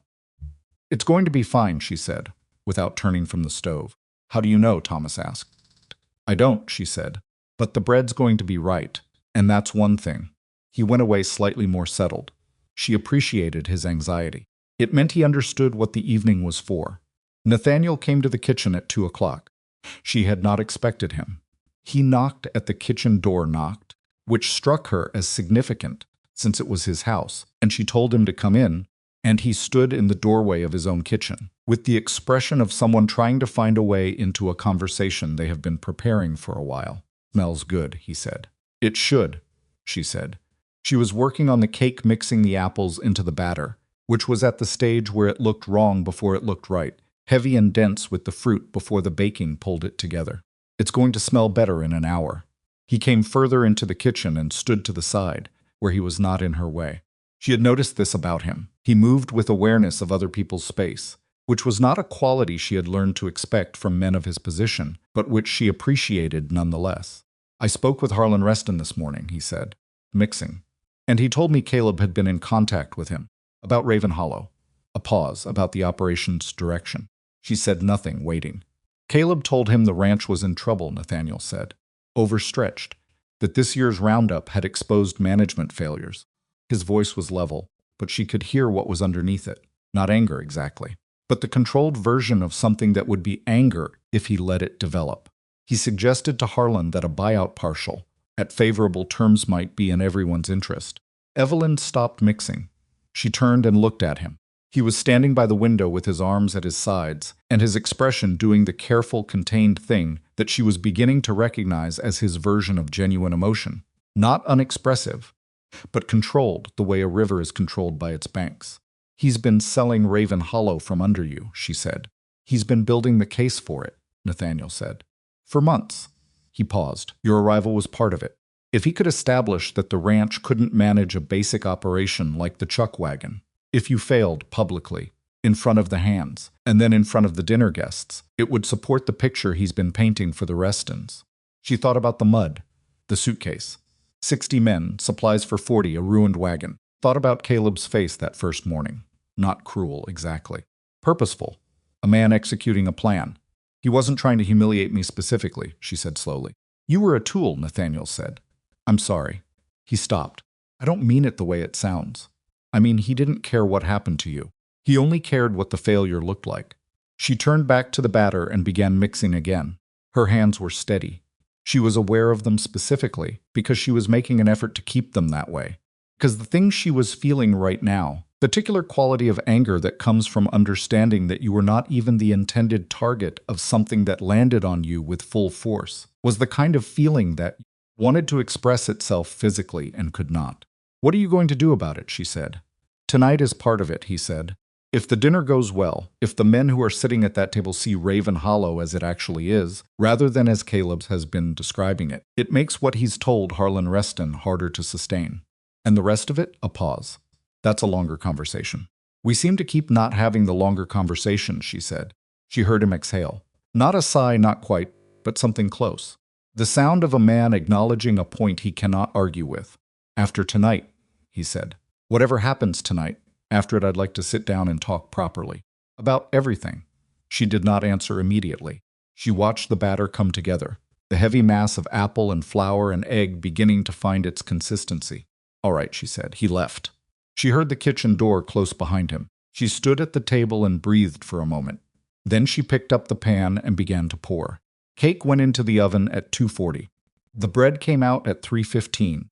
Both loaves, with the kind of crust she had been hoping for, deep brown, not burnt, shattering slightly when she pressed it with one finger. She set them on the cooling rack and went to clean herself up while they cooled, which was a luxury she had not much allowed herself in the last 12 days. She changed into the better of her two dresses, the one she had been saving since she arrived. The dark green wool that had been her best dress back in Missouri and was still presentable, still good fabric, still cut in a way that suited her. She braided her hair with more care than she usually had time for. She looked at herself in the small mirror that hung in the storeroom and made the honest assessment of a woman who does not expect mirrors to flatter her. She looked tired, and her hands were roughened from 2 weeks of hard work, and she was 36 years old and looked it. She looked like someone who had been doing difficult things for a long time. She decided that would have to be sufficient. The barn had been transformed in the way that only happens when people who know a space well decide to show what it can be. The long tables were set with Raven Hollow's formal linen Clara's doing, clearly, and the lamp oil Thomas had mentioned, burned clean and bright from a row of lanterns that cast the whole space in warm gold. Cattle smell had been replaced with the smell of fresh hay and the particular cool of an autumn Texas evening. It was, Evelyn thought, carrying the first bread loaf through the barn door, a genuinely beautiful room, and it would have been a waste to be sentimental about it. She was not sentimental about it. She set up her service area at the end of the table, farthest from the door, close enough to manage the food, far enough to not impose, and went back for the second loaf, and then the bean pot, and then the cake on its board. The guests began arriving at 5:15. She watched them come in from her position at the service end, doing the things she had done her whole working life at important gatherings, learning the room before the room learned her. The Reston brothers arrived together, Harlan first, large and well-dressed in the way of men who want you to know they can afford to dress well, his brother Cole slightly behind him with the posture of a man who is used to being second and has found a way to make that position powerful. They looked around the barn with the assessment of men cataloging assets. Their eyes moved to the food. Aldridge was older than she had expected, 70s perhaps, with a cane he used efficiently rather than apologetically, and a son of about 40 who had the particular expression of a man managing complex feelings about being in his father's company. The other ranchers came in ones and twos, and then Orville Stokes, who caught her eye from across the barn and nodded once with the expression of a man who has done what he could and is now leaving the rest to the people who need to do it. Nathaniel came in last, which she suspected was intentional. He came in with the ease of a man in his own space, greeted each guest by name, and moved through the room with the particular attention of a host who is genuinely interested in each person he is talking to. She watched him work the room, because it was working the room, even if it did not look like it, and thought about what Orville had said. A man who is respected at that table is a man whose position is harder to pressure afterward. Caleb Voss arrived 7 minutes after Nathaniel. He was dressed well. She had not expected that, which was a miscalculation on her part. He was a man who understood the importance of surfaces. He moved through the barn with an ease that suggested he considered himself at home here, exchanging words with Harlan Reston in the practiced way of men who have been talking for months and are now performing the casualness of a relationship for an audience. Harlan Reston laughed at something Caleb said. Cole Reston smiled. Evelyn watched this. Then she looked at the bread. She began slicing. The first basket went to the table, in the way that bread has always gone to tables. Ahead of everything else, ahead of the main meal, establishing the baseline before the evening properly began. She set it in the center without announcement. She was not there to announce herself. She was there to cook and went back to the bean pot. She heard the silence from across the barn. Not the silence of people not talking. The silence of people stopping talking. She did not turn. She listened to it, the way she had listened to it that first morning at the chuck wagon, and she counted the seconds of it, 4, 5, 6 before the noise of the room resumed, slightly differently than before. Harlan Reston, she heard, asked what bread it was. She did not hear who answered. She was managing the bean pot. The meal was served over the course of 40 minutes, which was longer than a working meal, but right for this kind of gathering. The bread disappeared faster than she had cut it. She went back and sliced more. The beans were right. She knew it before anyone said anything, the way you know it, when something is exactly what you planned it to be. The ham had done what the ham was supposed to do to them, and the herbs she had used from the second pantry, dried sage, and something she had identified as wild thyme had, pulled everything into a coherence that plain beans with salt pork could not achieve. She was cutting the cake when she heard Caleb's voice carry across the barn. It was not loud. It was the voice of a man who has calculated the exact volume needed to reach the whole table without appearing to address the whole table, which was its own kind of skill. "I want to make sure everyone here understands the context," Caleb said. She did not look up. "The chuck wagon setup this roundup was something of an experiment," Caleb continued. "Unconventional arrangement.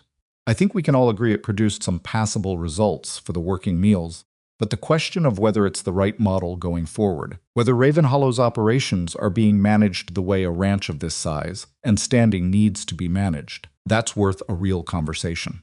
Pause. Several people eating. What I mean to say, Caleb said, is that Nathaniel's had some challenges this season with the management side, things that needed watching. I've been concerned, and I know some of you have been concerned as well. She heard Nathaniel's voice, very quiet, Caleb.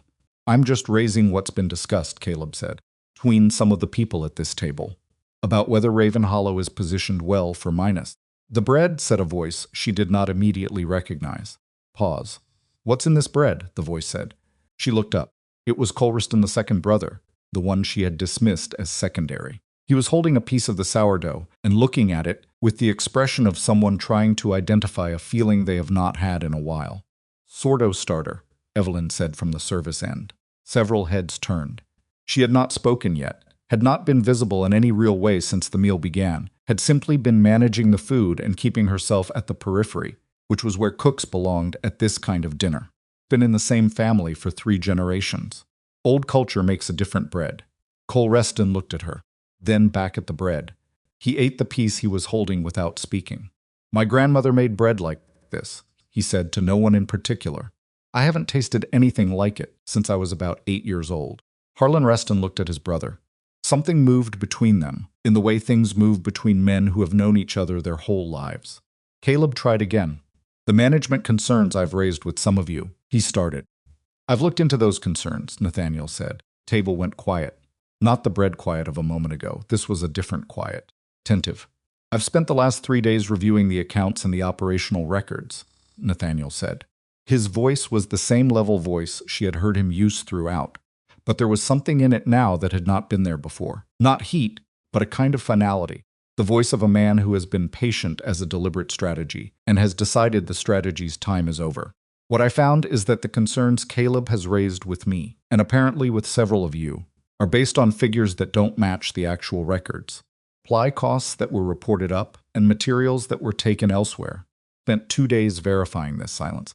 Caleb's face was very still. I'm not going to lay all of this out at the dinner table, Nathaniel said. Some of it will need to be handled formally, but I want the people at this table to know that what's been represented to them about Raven Hollow's position is not accurate, and that I'm aware of what has been represented, and to whom. He looked at Harlan Reston when he said the last part, not aggressively, just directly, with the quality of a man who wants to be understood, and has decided that indirectness is no longer worth the cost. Harlan Reston said nothing for a moment.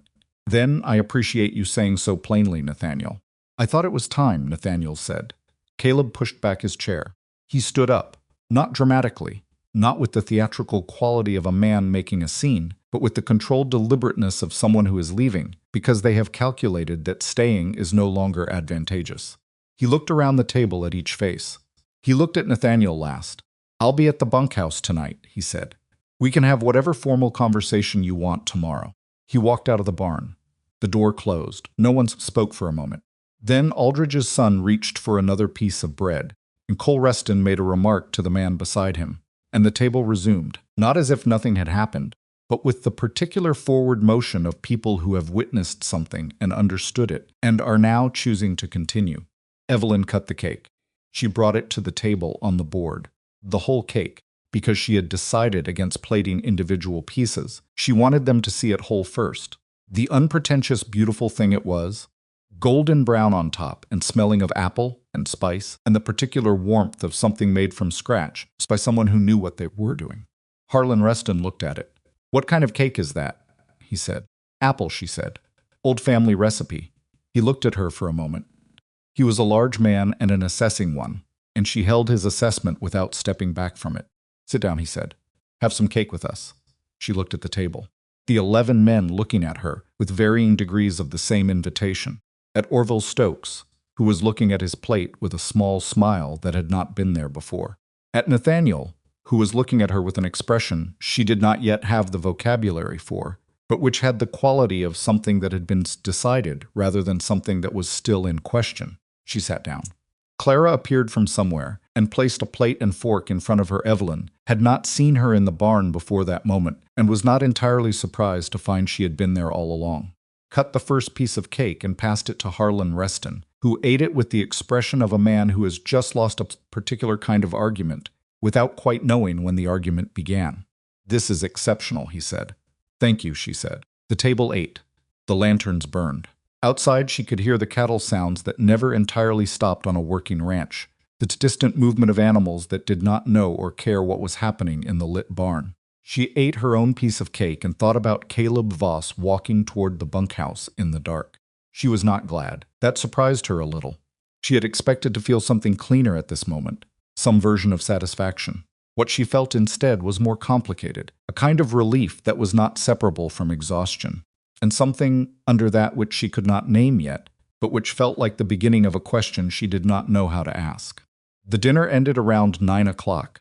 The ranchers departed one by one, most of them stopping near her end of the table as they left. Not formally, not with speeches, but with the brief acknowledgments that carry weight precisely because they are brief. Aldridge, leaning on his cane, told her the beans were the finest he had eaten at this table in 7 years, and he had been attending this dinner since the beginning. Cole Reston said nothing, but pressed her hand briefly in a way that communicated something he clearly did not have words for. The others nodded or touched their hats, or said something plain and genuine. Harlan Reston, last of the guests to leave, stopped at the end of the table. He looked at the board where the cake had been, nearly empty now, a few crumbs and the apple smell still present. "Miss Hartwell," he said. "Mr. Reston," she said. He looked at her with the assessing eyes of a man who has spent his life evaluating what things are worth. "That was a good dinner," he said. "And this is a well-run operation." He left. She sat for a moment in the emptying barn. Orville Stokes was the last to go. He stood and pushed in his chair with the careful deliberateness of a man performing a small courtesy that matters to him, and on his way past her, he said, without stopping, "Well done, Miss Hartwell," in the voice of someone who does not say that lightly. Then it was just her and Nathaniel and Clara, moving between the tables collecting the linens. Nathaniel came and stood near her end of the table. He was not the contained version of himself she had seen all evening, or rather, he was still that. But something had shifted slightly in the containment. He looked tired. Not weak-tired, done-tired. The exhaustion of a man who has been holding something very tight for a long time, and has just been able to relax his grip the smallest degree. "Thank you," he said. She began stacking the plates. "You did the harder part," she said. "I had the information," he said. "You had the room." She looked at him. He meant it as a direct thing, not a flattery. "What happens with Caleb tomorrow?" she said. "He leaves," Nathaniel said. "Whether he chooses to or whether I make it necessary, he leaves. I have the documentation. What he was doing with the supply accounts is the kind of thing that follows a man." She nodded. "And the Restons?" "Harlan's not going to pursue the acquisition," Nathaniel said. "The ground Caleb was building it on isn't there anymore. And I think," he paused, "I think Harlan understood more of what was happening than he'll admit. He's a careful man. He doesn't want to be on the wrong side of something he misjudged." She thought about Cole Reston holding the bread. His grandmother, 8 years old. "People are strange," she said. "They are," he agreed, "in ways that are sometimes useful." She carried the first stack of plates toward the kitchen door. He fell into step beside her without being asked, and he took the plates from her without making a thing of it, and they walked through the dark to the kitchen door in a companionable silence that was different from the silences they had shared before. Not charged, not careful, but simply quiet in the way that quiet between two people becomes when some significant portion of the uncertainty between them has resolved. In the kitchen, under the lamp, she looked at the remains of the work surface flour dust, the cooling rack, the empty jar that had held the remaining starter feeding. A long day's work, visible in residue. She sat down at the kitchen table for the first time in 14 hours. The chair was hard, and the room was cooling, and she was tired in a way that went deeper than her muscles. And she was aware, sitting there, that she was at a point in her life that was different from any point that had come before it. Not better necessarily, not resolved, but different in the particular way that things are different when something has broken open and not yet healed, but the breaking itself was necessary. Nathaniel sat across from her. He had said after tonight he wanted to talk properly about everything. She watched him in the lamplight and thought about 3 months of letters, and a man writing in the North Range in the evenings, and the questions he had asked her that she had spent so much time answering, what she meant by partnership, what she had learned from the drought year, what she considered worth keeping. She thought about the jar in the supply box, the old culture still alive after 1,500 miles. You said you wanted to talk, she said. I did, he said. Then talk, she said. He did. What he said was not perfect. It was not the kind of thing that lands whole and complete like a speech someone has rehearsed. Came in pieces. The part about how he had started reading her letters. The part about why he had not come down from the North Range sooner. Part where he admitted that he had known something was wrong with Caleb's management for longer than he had acted on it. And the part where he said, plainly and without decoration, that the woman he had corresponded with for 3 months was not the woman he had imagined from those letters, because the actual woman was more difficult and more stubborn and more capable than any letter could have conveyed. And he was not certain what to do with any of that, but he was certain he did not want her to leave. She listened. She thought about picking up her suitcase in the mud. She thought about the wheel that had looked cracked, but was only warped. About Thomas going to get the jack without quite meaning to. About the first morning, and the bread smell moving through the camp-like weather, and Orville Stokes with both hands around a coffee cup saying, "This is real coffee," with the expression of a man making a significant statement. She thought about 12 eggs in a cloth in a supply box, accumulated one at a time because she had decided to plan for something she was not yet sure she would get to make. "I'm not easy to live with," she said. It was honest. She was organized and capable, and she had opinions about things that she did not keep to herself, and she was not the kind of woman who softened herself to make men comfortable, and she had tried that once, and it had cost her more than it was worth. "I know," he said. "I read the letters." "I'm serious," she said. "So am I," he said. She looked at him across the kitchen table. He was not what the letters had built. He was something else. More tired, more fallible, more present. A man who had made mistakes and knew he had made them, which was not nothing. A man who knocked on the door of his own kitchen. She was not going to decide tonight. She knew that. It was too soon and she was too tired. And decisions made at the end of exhausted days were rarely the right decisions. But she also knew, sitting at that table, that the question she had carried across 1,500 miles, the question that had nothing to do with letters or wagons or dinners or foremen, question that was simply, is there a life here worth building, was not resolved, but it was no longer as impossible as it had seemed when a suitcase hit the mud and 30 men watched from a fence line. "I'm not leaving tomorrow," she said. He nodded once. "Good," he said. Outside, the ranch was dark and quiet, and the old sourdough starter sat in its ceramic jar in the supply box by the wagon. And whatever came next would come in the morning. After sleep, after coffee, after the ordinary work of another day on the frontier land that was not yet her home, but was no longer entirely foreign. She was still sitting at the table when the lamp oil began to run low, and the light in the kitchen changed, going amber and warm and slightly unsteady. And Nathaniel noticed it before she did, and got up to refill it, and she watched him do that small practical thing in his own kitchen, and thought that there were worse ways to begin understanding a person than watching how they handle the ordinary problems of an ending day. The lamp steadied. She got up to wash the last of the plates. Caleb Voss left Raven Hollow Ranch on a Thursday morning, which was an ordinary kind of morning gray sky, ground still damp from a night rain, the cattle making their usual noise at the east fence. He did not leave quietly. That was the thing about Caleb that Evelyn had not fully anticipated, even after everything. She had expected him to go the way he had threatened to go, with calculation and control, turning his departure into a final maneuver. What she had not expected was what actually happened, which was messier and more human, and in some ways more damaging than anything he had done with intention. Started with the hands. Nathaniel had the conversation with Caleb at 7 in the morning in the ranch office, a room Evelyn had not been in, a room she had no business being in, and she was at the wagon when it happened, doing what she did every morning, feeding the people who needed feeding.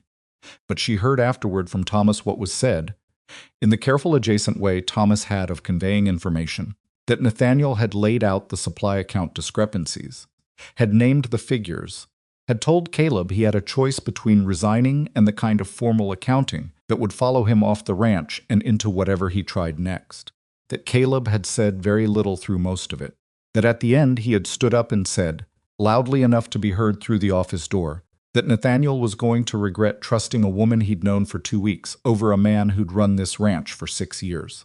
The door had opened. Caleb had walked out through the main yard, past the bunkhouse, past the supply shed, past the wagon where Evelyn was working, and he had stopped. She had not looked up immediately. She heard the footsteps stop, and she set down what she was doing and turned, because she was not a woman who pretended not to see things coming. He looked at her for a long moment. His face was doing something complicated.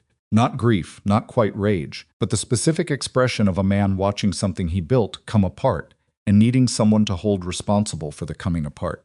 "You think you won something," he said. "I think you made choices," she said, "and they caught up to you." He looked at the wagon, at the clean stove, the organized surface, the evidence of 2 weeks of unglamorous daily work. "This isn't over," he said. "It is for today," she said, "and today's what I'm working with." He held her eyes for another moment. Then he walked to the horse pen, saddled his horse, and rode out the east gate without looking back. Several of the hands watched him go. Nobody said anything. Thomas came to stand near the wagon about 10 minutes later. "He's gone," he said unnecessarily. "I know," she said. "You all right?" She thought about it honestly. "I'm tired," she said. "But yes." She handed him a cup of coffee and went back to work. The days that followed Caleb's departure had a quality she had not anticipated. They were uncertain in a way that the previous 2 weeks, for all their difficulty, had not been. Previous 2 weeks had been clear, in the way that impossible tasks are clear. The task was defined, the opposition was visible, and she had known every morning exactly what she needed to do. Now the opposition was gone, and the immediate task had ended. The roundup was over, the guests had departed. The extra hands had ridden back to their own operations, and she was standing in the relative quiet of a ranch returning to its ordinary rhythm, and the question of who she was here and what she was doing had come back in a form she had not yet answered. She was not technically the cook at Raven Hollow Ranch. She had been assigned the chuck wagon under duress and had executed the assignment with everything she had, but no formal arrangement had been made, no terms discussed, nothing settled. She was sleeping in Clara Holt's storeroom on a cot frame, and eating her meals from her own wagon, and managing a situation that had been defined by crisis and had not yet been redefined by anything else. Nathaniel was busy with the aftermath of Caleb's departure in the way that any operation is busy when a central figure leaves suddenly. There were decisions that had been Caleb's to make that were now no one's to make. Workers who had reported to Caleb and were uncertain who to report to now. And the supply account mess that needed to be properly documented for whatever formal reckoning might follow. She saw him at meals, and occasionally in passing, and the kitchen conversation had not repeated itself, not because either of them was avoiding it, but because neither of them had found the right moment in the middle of everything else. She was not good at waiting. She had never claimed to be. On the 4th day after Caleb's departure, she went to find Nathaniel herself. He was in the supply shed, going through the account books with a methodical unhappiness that she recognized, the particular quality of a person doing necessary work they wish they did not have to do. He looked up when she appeared in the doorway, and she saw the brief adjustment his face made, the shift from task focus to something more present. "I need to talk to you about my situation," she said. "Close the account book. Come in." She came in. She stood rather than sat, because she did not want this to be longer than it needed to be. She had thought about how to say it, and had decided to say it plainly, because plain was the language he responded to, and the language she trusted. "I can't keep operating in a position that hasn't been defined," she said. "I've been here 2.5 weeks. I came here under an arrangement that was made under false pretenses. I've done work that needed doing, and I intend to keep doing work that needs doing, but I need to know what I'm actually doing here. What role, what terms?" He looked at her. He did not look surprised, which she appreciated. "What are you asking for?" he said. "I'm asking what you're offering," she said, "because I have 2 choices. I can go back to Missouri, which I have thought about seriously, or I can stay. But I'm not going to stay in a situation that isn't real. I've done that before, and it cost me more than I'm willing to pay again." Something moved through his expression. "What did it cost you?" he said. She had not planned on answering that question, but she found herself answering it anyway, because they were standing in a supply shed in the middle of nowhere, and the last 2.5 weeks had stripped away enough of the careful distance she maintained that the honest answer came out before the careful one had time to form. 8 years, she said. "I stayed 8 years in a situation that was convenient for someone else and tolerable for me, and neither of those things is enough. I know that now." She paused. I don't want tolerable. Quiet. She waited. I offered you a partnership in the letters, he said. That was real. The other things, the way you arrived, Caleb's arrangement, those weren't. That was. A partnership means different things to different people, she said. I know, he said. I'd want to. He stopped and started again, in the way she had noticed he did when he was discarding a version of something in favor of a more accurate one. I'd want to do this right, not rushed, not as a correction of something that went wrong. He looked at her. I'd want you to stay because you chose to, not because it's the next logical step. She thought about that. That's a reasonable thing to want, she said. Is it reasonable for you? She looked at the account books on the shelf beside him. At the supply shed's orderly contents, the evidence of a man who ran an operation with care, who kept records, who noticed things. She thought about the letter that had said, I noticed you described the work without complaint and without pride. She thought about him stirring beans with a long-handled spoon in her kitchen because she had needed someone to stir them. I'll stay through the winter, she said, on a formal footing. Cook and household manager for the ranch. Real terms, fair wages, and I'll sleep in an actual room rather than a storeroom. She held his eyes. And we'll see. He nodded once. Clara's been telling me for a week that the storeroom situation was unacceptable. Clara's right, Evelyn said. Something shifted in his face that was close to a smile. Not quite. He was not an easy smiler. She was learning, but something in that direction. There's a room on the second floor, he said. It hasn't been used in several years. I'll have it made up. Thank you, she said. She left him to the account books and went back to the wagon. That afternoon, she moved her suitcase from the storeroom. The room on the second floor of the main house was small and had a window that faced west, which meant afternoon light. The furniture was plain: a bed frame with a proper mattress, a chest of drawers, a small table. It smelled of cedar and closed windows, and the particular dustiness of rooms that have been waiting. Clara had been in before her. The sheets were clean, and the window had been opened to air the space.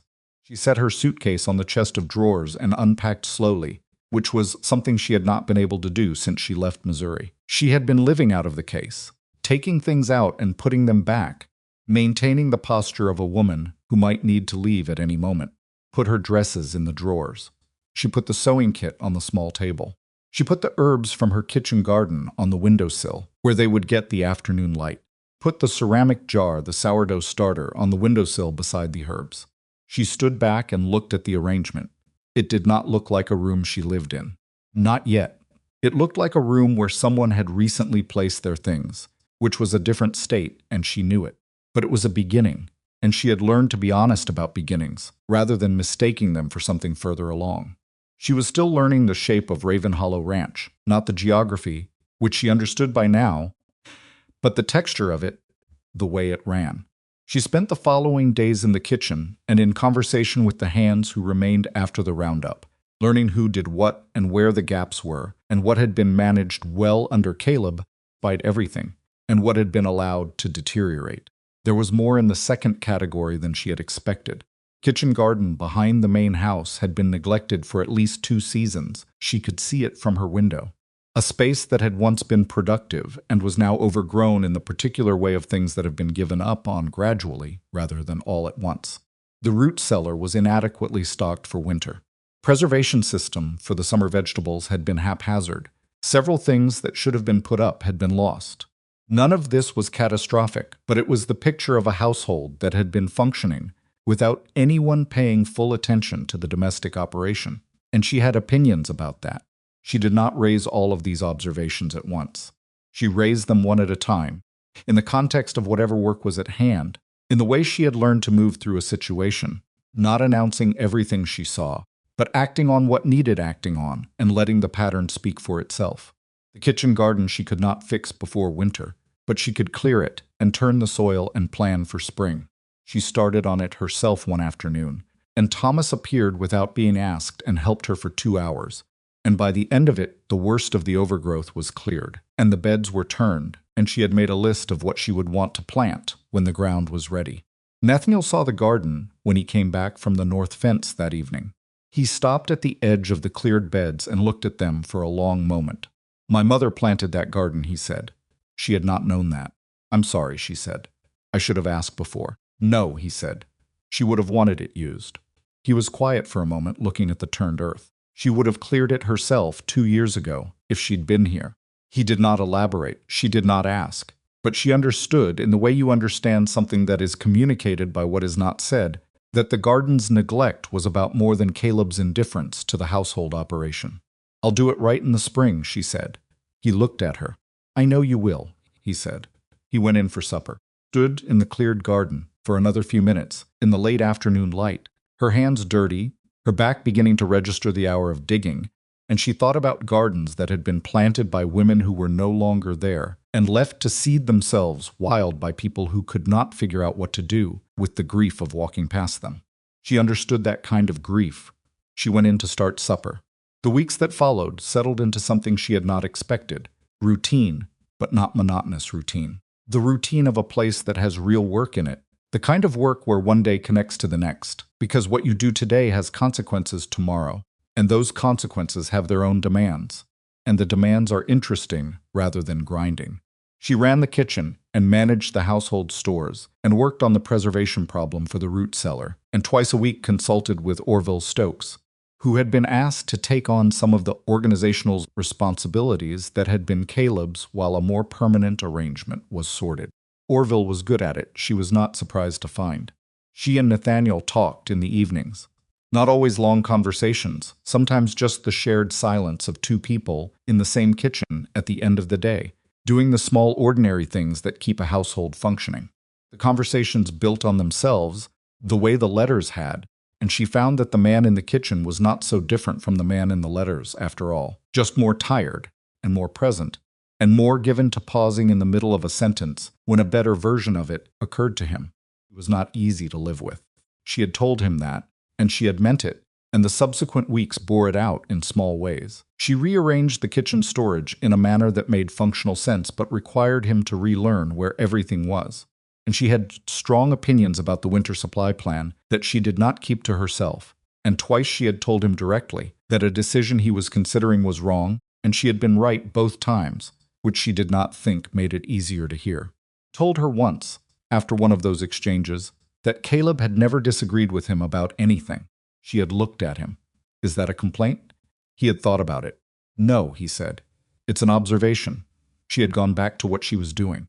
One evening in late November, with the first real cold of the season settled over the ranch, and the fire going properly in the main house hearth for the first time since she had arrived, he told her what he had not said completely in the kitchen on the night of the dinner, the part he had been working up to and had not gotten all the way through.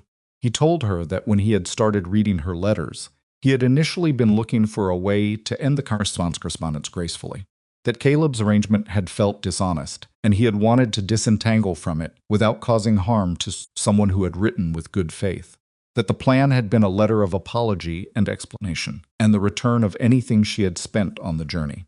And then he had read what she had written. "I read the letter about the drought year 3 times, he said. "The way you described deciding what to save when you couldn't save everything." He paused. "I've made that calculation.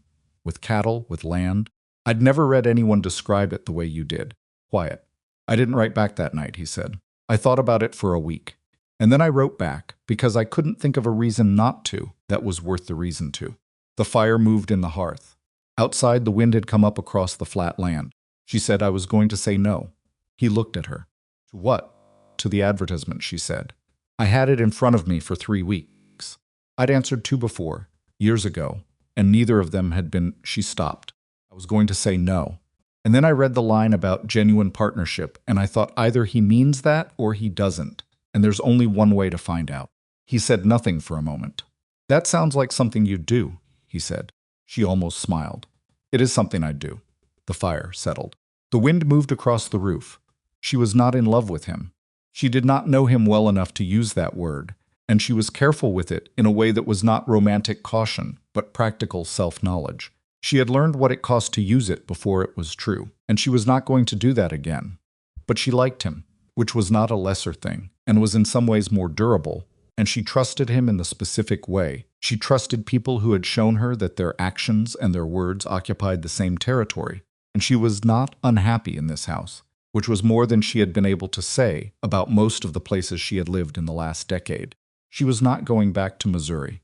She had known that for several weeks, but had not said it out loud. because saying it meant making a decision about what came next, and she was not fully ready to make that decision. Sitting by that fire with the winter outside, and the house warm and the ranch quiet, and this man on this other side of the hearth who knocked on his own kitchen door and stirred beans with a long-handled spoon when someone needed them stirred, she knew. She was not going back. What she was going toward was less certain, but she had never required certainty. She had required honesty and real work, and the knowledge that what she built was hers. The rest was something she was willing to find out. She got up to bank the fire before bed. He handed her the poker without being asked.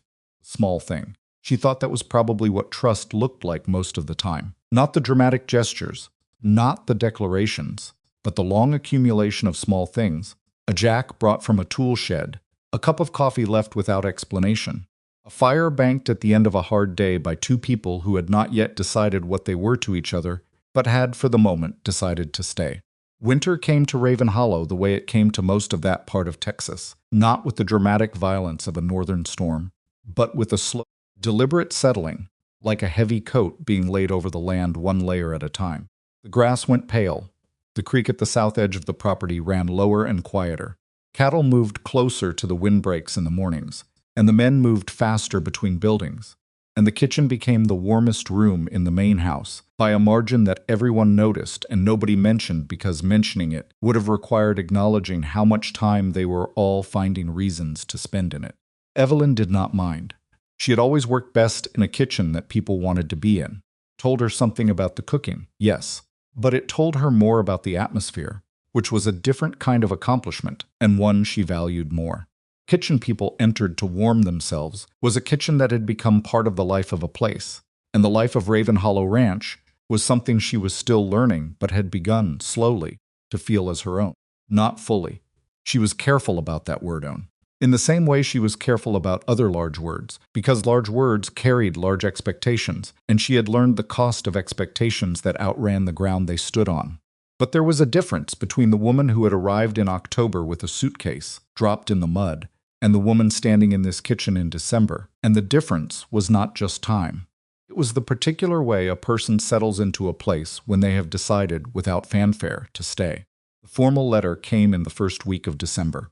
It arrived with the weekly post from town, in an envelope with the return address of a firm in San Antonio whose name Nathaniel recognized before he opened it. He read it at the kitchen table while she was working at the stove, and she knew from the quality of his silence that was significant before he said anything. Caleb filed a complaint, he said. She turned. What kind of complaint? Wrongful termination. He set the letter flat on the table. He's claiming he was forced out without cause, that the account irregularities were misrepresented. He paused. He's named me and he's named you. She looked at him. Me, he's claiming you manipulated the situation. Used your position, with the dinner, to turn the ranchers against him. That the whole thing was orchestrated.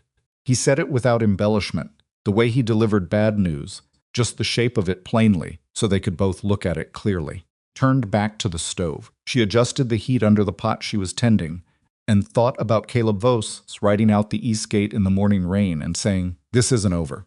She had believed him at the time, and then had allowed herself to half forget it in the weeks since, which was her own mistake. He can't win that, she said. He probably can't, Nathaniel said. We have the account records. I have Orville's testimony. Harlan Shreston, whatever Caleb might hope, is not going to contradict what he witnessed at the dinner. He picked up the letter again. But it's going to make noise. The kind of noise that takes time to settle. In town, she said. In town, he confirmed. People will hear there's a complaint. They won't wait for the resolution before they have opinions. She understood what he was not quite saying.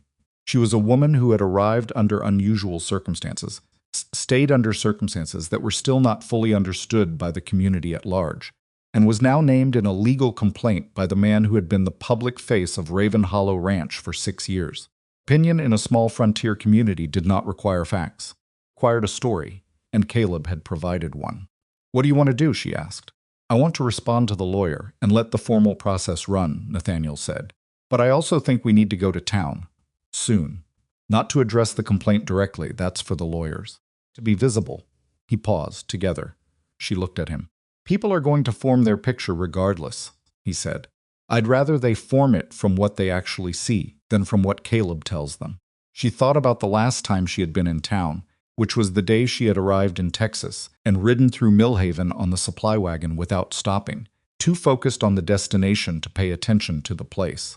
She thought about what it meant to be visible in a small town, as a woman whose story was already complicated. "All right," she said. "When Saturday?" he said. "There's a market day.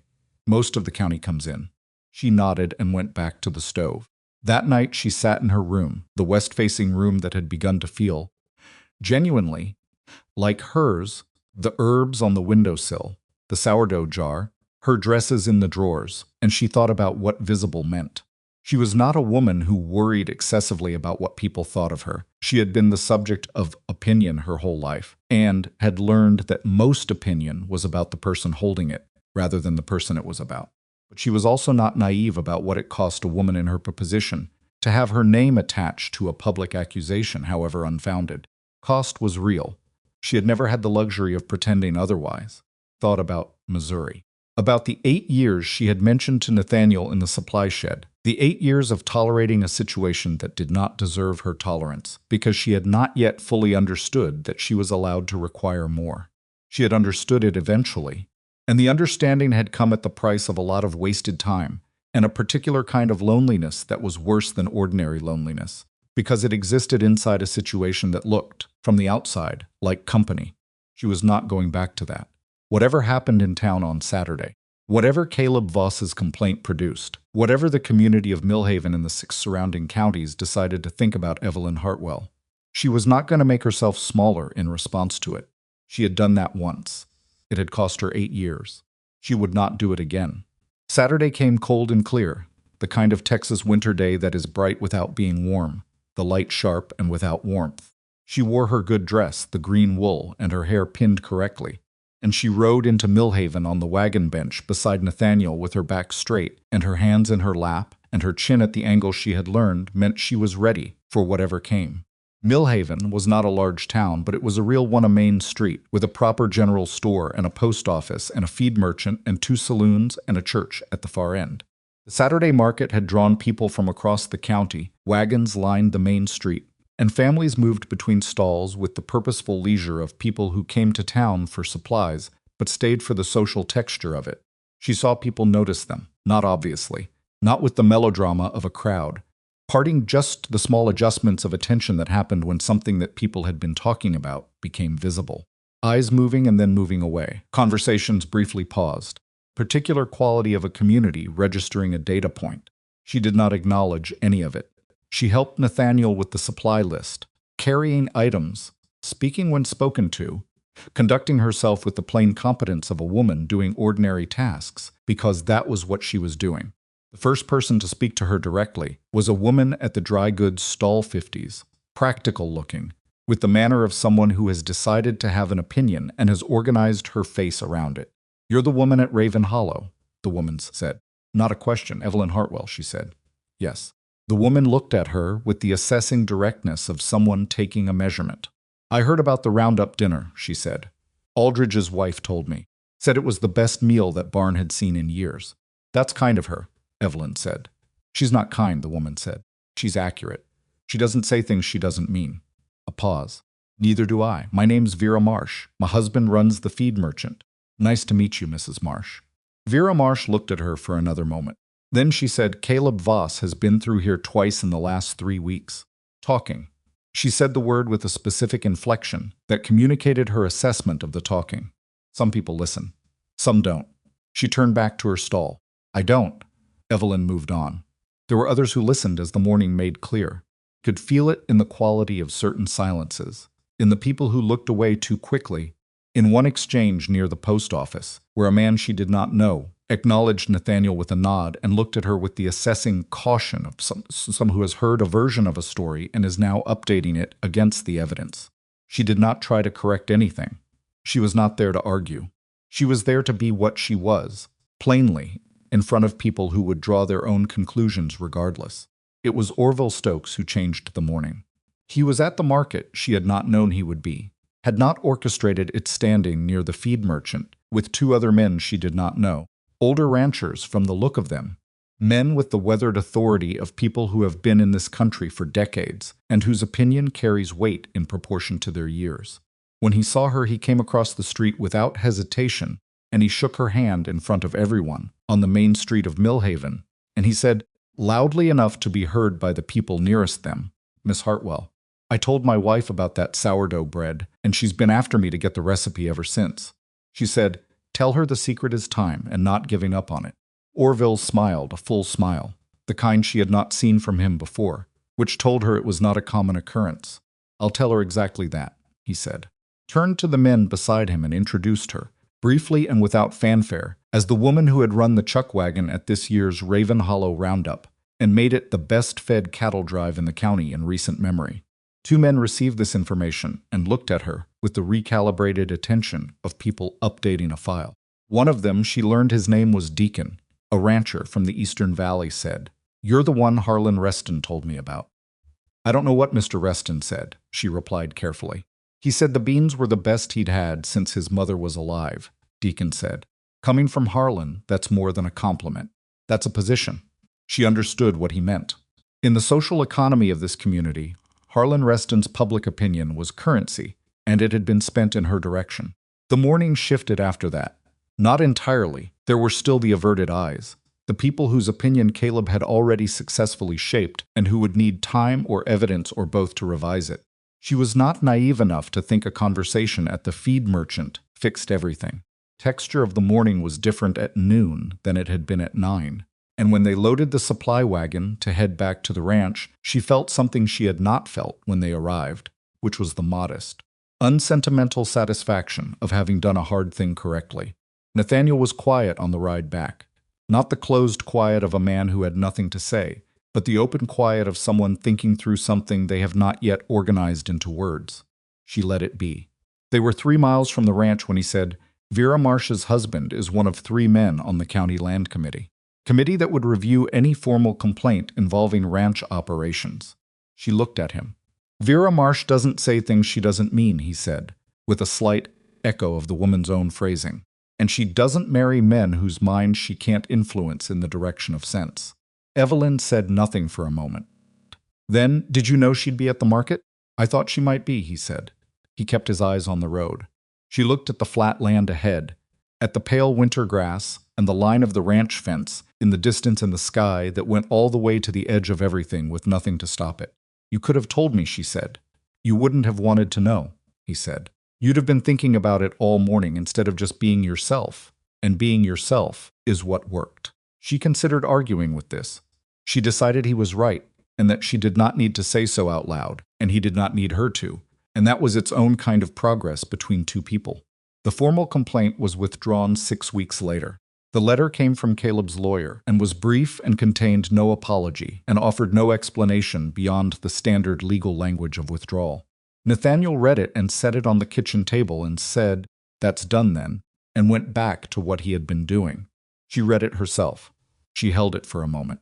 She had known it would resolve this way, or had believed it would, because the account records were real, and Orville's testimony was real, and Harlan Reston's position was real, and real things have a way of outlasting constructed ones. But knowing a thing will resolve is different from feeling it resolve, and she allowed herself, briefly, feel it, the actual physical loosening of something that had been held taut in her chest, since the morning Caleb had stopped at her wagon on his way out and said, "This isn't over." It was over. She put the letter down and went back to the bread she was making. The sourdough starter on the windowsill had, over the winter, become something of a subject of fascination among the people who moved through the Raven Hollow kitchen.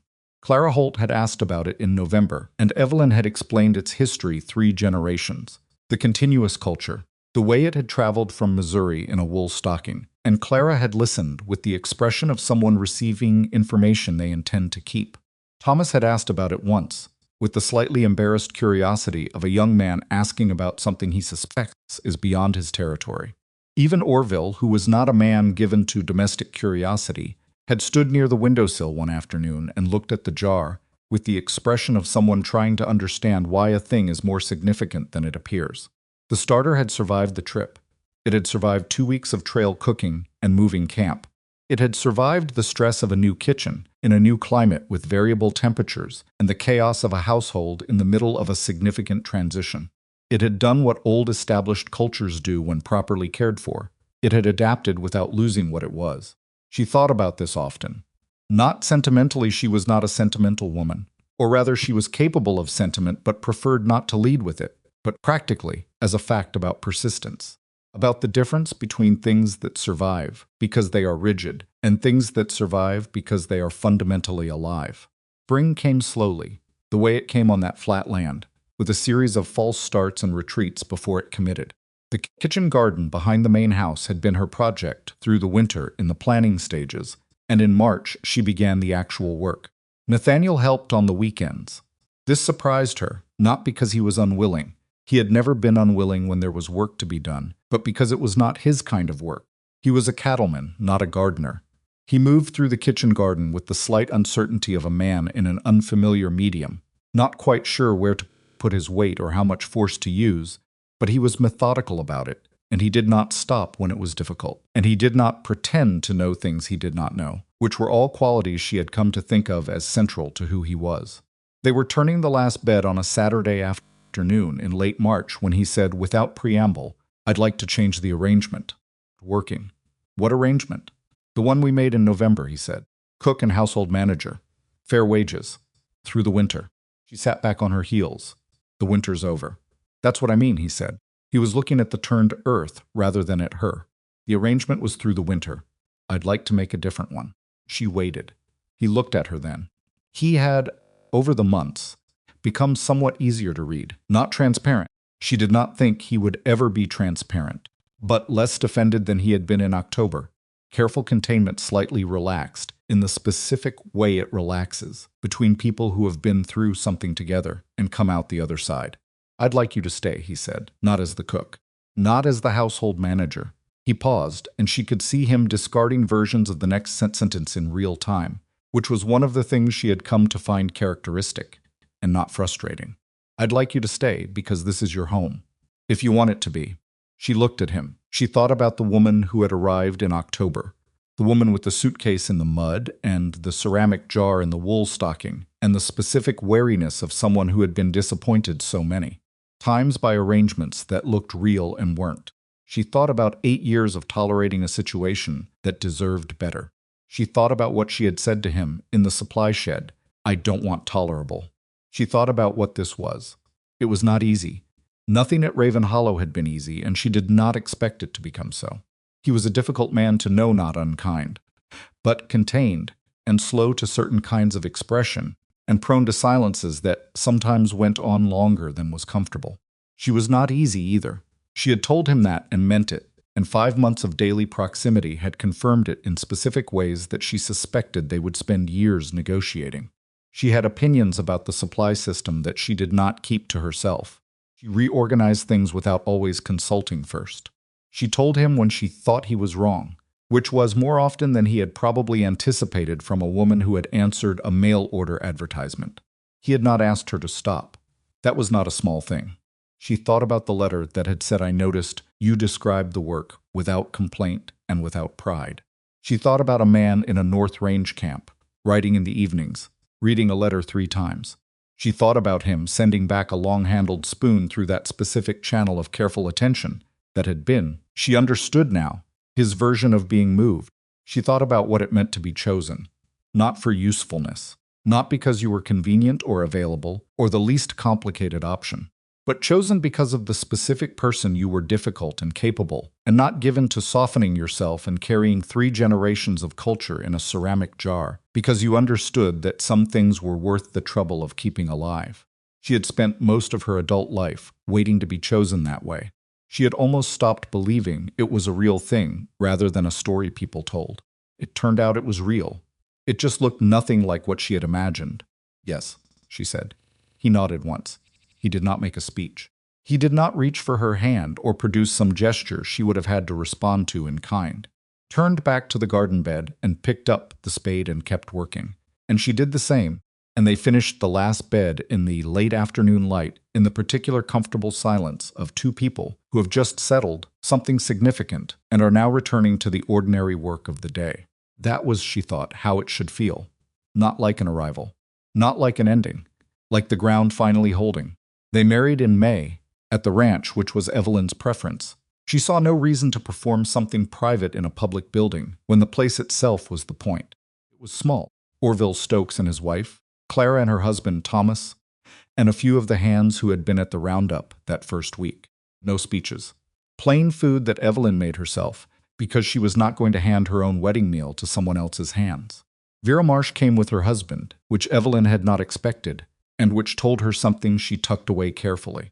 Orville Stokes, standing near the wagon after the meal was done, said to nobody in particular that he had never attended a wedding where the food was this good. Several people agreed, and Evelyn accepted this from her position near the kitchen door, with the expression of someone who has heard a compliment, received it accurately, and moved on. The old chuck wagon remained where it had been parked the previous October, on the east side of the main barn. After the roundup, it had been driven back to the ranch and left there. Not abandoned, exactly, but set aside, no longer needed for its original purpose. Evelyn had cleaned it properly in November because she was not the kind of person who left equipment in poor condition, and after that it had just sat. She had not decided what to do with it. Nathaniel had offered twice to break it down for parts, and she had said not yet both times, without being able to fully explain why, and he had not pushed. He was learning which of her positions were negotiating positions, and which were not, and this one was not. She understood it better in May, standing near it on the afternoon of her wedding, while the last of the guests were saying their goodbyes, and the light was going long in gold across the ranch. She stood with her hand on the wagon's sideboard, the repaired wood, the cleaned surface, the wheel that had not been cracked but only warped, and she thought about the woman who had found it in October. That woman had been someone accustomed to arriving somewhere, and discovering the ground was less solid than it had been represented. Someone who had learned to expect that the thing promised would not match the thing delivered. Someone who picked up the suitcase from the mud, not because she was extraordinary, but because she did not know what else to do, and because some people, not all people, some have a stubborn streak of refusal in them that does not come from confidence or strength, exactly, but from something quieter and more persistent, the inability to accept someone else's low assessment of what they are worth. That woman had fixed the wagon, had fed 60 men, then 80, had made an argument with 3 dishes at a table full of powerful people, and won it not through cleverness but through the same quality she brought to everything, the refusal to do something halfway when full attention was available. She had not won anything dramatic. She had not delivered a speech, or confronted anyone at the height of their power, or made a moment that would be told as a story with a clean shape. She had just kept working, had kept the starter alive, kept the fire right, kept her hands on whatever needed doing. And eventually the world had caught up to the picture she had of herself, rather than the one Caleb Voss had tried to establish. The thing nobody tells you, or maybe they tell you, and you can't quite hear it until you've lived it, is that being seen correctly by the world is rarely the dramatic vindication you imagine when you're in the middle of being invisible. It's usually quieter than that. It's Orville Stokes saying for what it's worth, and not finishing the sentence.